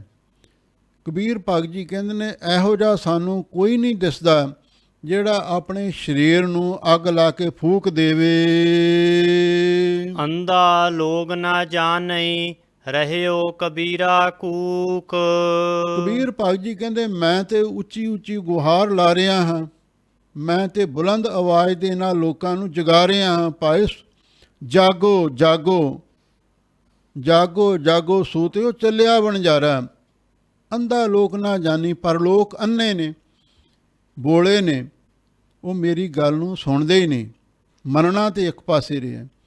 ਅੰਧਾ ਲੋਕ ਨਾ ਜਾਣੇ, ਸੰਸਾਰ ਅੰਨਾ ਹੈ, ਮਾਨਸਿਕ ਤੌਰ 'ਤੇ ਅੰਨਾ ਹੈ। ਇਹ ਮੇਰੀ ਗੱਲ ਨੂੰ ਜਾਣਦਾ ਹੀ ਨਹੀਂ। ਜੋ ਕੁਛ ਮੈਂ ਕਹਿੰਦਾ ਹਾਂ ਉਸ ਤਾਤ ਪਰਜ ਨੂੰ, ਉਸ ਮਰਮ ਨੂੰ, ਉਸ ਰਹੱਸ ਨੂੰ ਸਮਝਦਾ ਹੀ ਨਹੀਂ ਹੈ। ਮੈਂ ਤੇ ਬੜੀ ਉੱਚੀ ਉੱਚੀ ਕੂਕ ਰਿਹਾ ਹਾਂ। ਭਾਈ ਇਹ ਜਿਹੜਾ ਸਰੀਰ ਹੈ ਨਾਸਵੰਤ ਹੈ, ਇਹਦੇ ਹੰਕਾਰ ਨੂੰ, ਜੀਵਤ ਭਾਵ ਨੂੰ, ਦੇਹ ਅਧਿਆਸ ਨੂੰ ਮਾਰ ਦਿਓ, ਫੂਕ ਦਿਓ ਇਸ ਘਰ ਨੂੰ, ਪਰ ਮੇਰੀ ਗੱਲ ਕੋਈ ਵੀ ਸਮਝਣ ਨੂੰ ਤਿਆਰ ਨਹੀਂ ਹੈ। ਕਬੀਰ ਸਤੀ ਪੁਕਾਰੈ ਚਿਹ ਚੜੀ, ਸੁਨਹੋ ਬੀਰ ਮਸਾਨ। ਲੋਕ ਕਬੀਰ ਭਗਤ ਜੀ ਕਹਿੰਦੇ ਨੇ ਕੋਈ ਬੀਬੀ ਸਤੀ ਹੋਣ ਵਾਸਤੇ ਗਈ, ਉਹਦਾ ਪਤੀ ਚੜ੍ਹਾਈ ਕਰ ਗਿਆ ਸੀ, ਤੇ ਉਹਦੀ ਚਿਖਾ ਦੇ ਨਾਲ ਸੜ ਮਰਨ ਵਾਸਤੇ ਉਹ ਬੀਬੀ ਤਿਆਰ ਹੋ ਗਈ। ਤੇ ਜਦੋਂ ਕੋਈ ਸਤੀ ਚਿਖਾ 'ਤੇ ਚੜ੍ਹਦੀ ਸੀ, ਉਸ ਵੇਲੇ ਲੋਕ ਸਤੀ ਦੀ ਭਾਖਿਆ ਲੈਂਦੇ ਸਨ। ਕਹਿੰਦੇ ਸਤੀ ਦੀ ਭਾਖਿਆ ਲਓ, ਕੋਈ ਉਹਦੀ ਅੰਤਮ ਸਿੱਖਿਆ ਲੈਣੀ ਚਾਹੀਦੀ ਹੈ। ਤੇ ਜਦੋਂ ਲੋਕਾਂ ਨੇ ਉਸ ਬੀਬੀ ਨੂੰ ਆਖਿਆ, ਬੀਬੀ ਤੂੰ ਸਤੀ ਹੋਣ ਲੱਗਿਆਂ ਕੋਈ ਭਾਖਿਆ ਕਰ, ਤਾਂ ਉਸਨੇ ਇਹ ਗੱਲ ਆਖੀ। ਕੀ ਆਖੀ? ਕਬੀਰ ਸਤੀ ਪੁਕਾਰਾ ਚਿਹ ਚੜੀ। ਚਿਹ ਦਾ ਅਰਥ ਹੈ ਚਿਖਾ। ਚਿਖਾ ਤੇ ਚੜੀ ਹੋਈ ਸਤੀ ਇਸਤਰੀ ਪੁਕਾਰਦੀ ਹੈ, ਸੁਣੋ ਵੀਰ ਮਸਾਨ। ਮਸਾਨ ਸ਼ਮਸ਼ਾਨ ਭੂਮੀ ਦੇ ਵਿੱਚ ਆਉਣ ਵਾਲਿਓ ਸਾਰੇ ਲੋਕੋ, ਤੁਸੀਂ ਮੇਰੇ ਵੀਰ ਭਰਾ ਹੋ। ਭਰਾਵੋ ਸਾਰੇ ਮੇਰੀ ਗੱਲ ਨੂੰ ਧਿਆਨ ਦੇ ਨਾਲ ਸੁਣੋ। ਲੋਗ ਸਬਾਇਆ ਚੱਲ ਗਇਓ, ਹਮ ਤੁਮ ਕਾਮ ਨਿਦਾਨ। ਜਿਤਨਾ ਲੋਕ ਸੰਸਾਰ ਹੈ ਵੀ ਉਹ ਸਾਰਾ ਸੰਸਾਰ ਇੱਥੋਂ ਚਲਿਆ ਗਿਆ ਹੈ, ਪਰਲੋਕ ਨੂੰ ਚਲਿਆ ਗਿਆ ਹੈ, ਮੌਤ ਦੇ ਰਾਹ ਚਲਿਆ ਗਿਆ ਹੈ। ਹਮ ਤੁਮ ਕਾਮ ਨਿਦਾਨ, ਓੜਕ ਨੂੰ ਸਾਡਾ ਤੇ ਤੁਹਾਡਾ ਵੀ ਇਹੀ ਰਸਤਾ ਹੈ। ਅਸੀਂ ਵੀ ਇਸੇ ਰਸਤੇ ਲੰਘਣਾ ਹੈ, ਅਸਾਂ ਫੇ ਉੱਥੇ ਜਾਣਾ। ਇਹਦਾ ਮਤਲਬ ਇਹ ਹੈ ਵੀ ਮਰਨਾ ਸੱਚ ਹੈ, ਜਿਉਣਾ ਝੂਠ ਹੈ। ਇਸ ਗੱਲ ਨੂੰ ਯਾਦ ਰੱਖੋ। ਉਸ ਸਤੀ ਨੇ ਸਿੱਖਿਆ ਦਿੱਤੀ ਲੋਕਾਂ ਨੂੰ, ਤੁਸੀਂ ਇਹ ਨਾ ਸੋਚੋ ਵੀ ਅਸੀਂ ਹਮੇਸ਼ਾ ਲਈ ਸੰਸਾਰ ਵਿੱਚ ਰਹਿਣਾ ਹੈ। ਇਹ ਸੰਸਾਰ ਨੂੰ ਛੱਡ ਕੇ ਤੁਹਾਨੂੰ ਵੀ ਇੱਕ ਦਿਨ ਜਾਣਾ ਪਵੇਗਾ। ਕਬੀਰ ਮਨ ਪੰਖੀ ਭਇਓ, ਉੱਡ ਉੱਡ ਦਹਿ ਸਜਾਏ। ਅਥਵਾ ਸਤੀ ਦਾ ਅਰਥ ਹੈ ਸਤ ਪਰਤਗੀ ਸਾਧੂ। ਕੋਈ ਸਤ ਪਰਤਗੀ ਸਾਧੂ ਵੈਰਾਗ ਦੀ ਚਿਖਾ ਤੇ ਚੜ੍ਹ ਕੇ ਪੁਕਾਰੈ ਕੂਕ ਰਿਹਾ ਸੀ, ਲੋਕਾਂ ਨੂੰ ਉਪਦੇਸ਼ ਦੇ ਰਿਹਾ ਸੀ। ਸੁਣੋ ਵੀਰ ਮਸਾਨ। ਇਹ ਮਸਾਨ, ਇਹ ਸੰਸਾਰ ਵੀ ਇੱਕ ਮਸਾਨ ਹੀ ਹੈ। ਸ਼ਮਸ਼ਾਨ ਘਾਟ ਹੈ, ਮੁਰਦ ਘਾਟ ਹੈ। ਇਹਦੇ ਵਿੱਚ ਆਉਣ ਵਾਲਿਓ ਸਾਰੇ ਭਰਾਵੋ ਸੁਣੋ। ਲੋਕ ਸੁਬਾਇਆ ਚੱਲ ਗਇਓ, ਜਿਹੜਾ ਪਿਛਲਾ ਸੰਸਾਰ ਸੀ। ਫਰੀਦਾ ਕਿੱਥੇ ਤੈਂਡੇ ਮਾਪਿਆਂ, ਜਿਨੀ ਤੂੰ ਜਣਿਓ ਹੈ। ਤੈ ਪਾਸੋਂ ਇਹ ਲੱਦ ਗਏ, ਤੂੰ ਅਜਾਣਾ ਪਤੀ ਨੋਹੇ। ਉਹ ਕਿੱਥੇ ਨੇ ਤੁਹਾਡੇ ਵੱਡੇ ਵਡੇਰੇ? ਸਾਰਾ ਸੰਸਾਰ ਇਸ ਰਸਤੇ ਚਲਿਆ ਗਿਆ ਹੈ। ਹਮ ਤੁਮ ਕਾਮ ਨਿਦਾਨ, ਤੇ ਸਾਡਾ ਵੀ ਭਾਈ, ਸਾਡਾ ਤੇ ਤੁਹਾਡਾ ਵੀ ਨਿਦਾਨ ਓੜਕ ਨੂੰ ਇਹੀ ਫੈਸਲਾ ਹੋਣਾ, ਸਾਨੂੰ ਵੀ ਇਸੇ ਰਾਹ ਜਾਣਾ ਪਵੇਗਾ। ਕਬੀਰ ਮਨ ਪੰਖੀ ਭਇਓ, ਉੱਡ ਉੱਡ ਦਹਿ ਸਜਾਏ। ਲੋਕ ਕਬੀਰ ਭਗਤ ਜੀ ਕਹਿੰਦੇ ਮਨ ਬੜਾ ਚੰਚਲ ਹੈ। ਇਹ ਮਨ ਉੱਡਣ ਪੰਖੇਰੂ ਬਣ ਕਾ, ਜਿਵੇਂ ਜੰਗਲ ਦਾ ਪੰਛੀ ਹੈ, ਕਦੇ ਕਿਸੇ ਬਿਰਛ 'ਤੇ, ਕਦੇ ਕਿਸੇ ਟਾਹਣੀ 'ਤੇ, ਕਦੇ ਕਿਸੇ ਫੁੱਲ 'ਤੇ ਜਾ ਕੇ ਬੈਠਦਾ, ਅਤੇ ਕਈ ਵਾਰੀ ਚੰਗੇ ਫਲ 'ਤੇ ਵੀ ਚਲਿਆ ਜਾਂਦਾ। ਕਬੀਰ ਭਗਤ ਜੀ ਕਹਿੰਦੇ ਸਾਡਾ ਮਨ ਪੰਛੀ ਦੀ ਤਰ੍ਹਾਂ ਹੋਇਆ ਹੋਇਆ ਹੈ।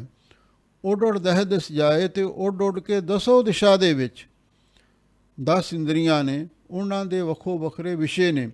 ਉੱਡ ਉੱਡ ਕੇ 10 ਦਿਸ਼ਾ ਵੱਲ ਨੂੰ, ਵਿਸ਼ਿਆਂ ਵੱਲ ਨੂੰ ਜਾਂਦਾ ਹੈ।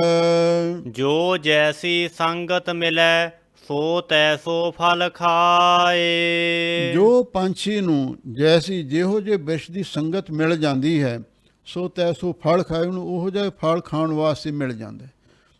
ਭਾਵ ਜਿਹੜਾ ਪੰਛੀ ਅੰਗੂਰਾਂ ਦੀ ਵੇਲ ਦੇ ਪਾਸ ਚਲਿਆ ਜਾਵੇਗਾ, ਉਹਨੂੰ ਖਾਣ ਵਾਸਤੇ ਅੰਗੂਰ ਮਿਲ ਜਾਣਗੇ। ਜਿਹੜਾ ਹੋਰ ਜਿਹੜੇ ਕੋਈ ਫਲ ਨੇ, ਸੰਤਰੇ ਨੇ, ਸੇਬ ਨੇ, ਅਮਰੂਦ ਨੇ, ਉਹਨਾਂ ਦਰਖਤਾਂ 'ਤੇ ਜਾ ਕੇ ਬੈਠੇਗਾ, ਉਹਨੂੰ ਉਹੋ ਜਿਹੇ ਫਲ ਖਾਣ ਵਾਸਤੇ ਮਿਲ ਜਾਣਗੇ। ਇਸੇ ਤਰ੍ਹਾਂ ਇਹ ਮਨ ਪੰਛੀ ਦੀ ਤਰ੍ਹਾਂ ਹੈ। ਵਾਸ਼ਨਾ ਦਾ ਬੱਧਾ ਉੱਡ ਉੱਡ ਕੇ 10 ਦਿਸ਼ਾ ਵੱਲ ਦੌੜਦਾ ਹੈ। ਜਿਹੋ ਜਿਹੀ ਸੰਗਤ ਮਿਲ ਜਾਂਦੀ ਹੈ, ਚੰਗੀ ਜਾਂ ਮਾੜੀ, ਉਹ ਜਿਹਾ ਫਲ, ਦੁੱਖ ਸੁੱਖ, ਜਸ ਅਪਜਸ, ਆਦਰ ਤੇ ਨਰਾਦਰ, ਇਹ ਉਸ ਨੂੰ ਭੋਗਣਾ ਪੈਂਦਾ ਹੈ।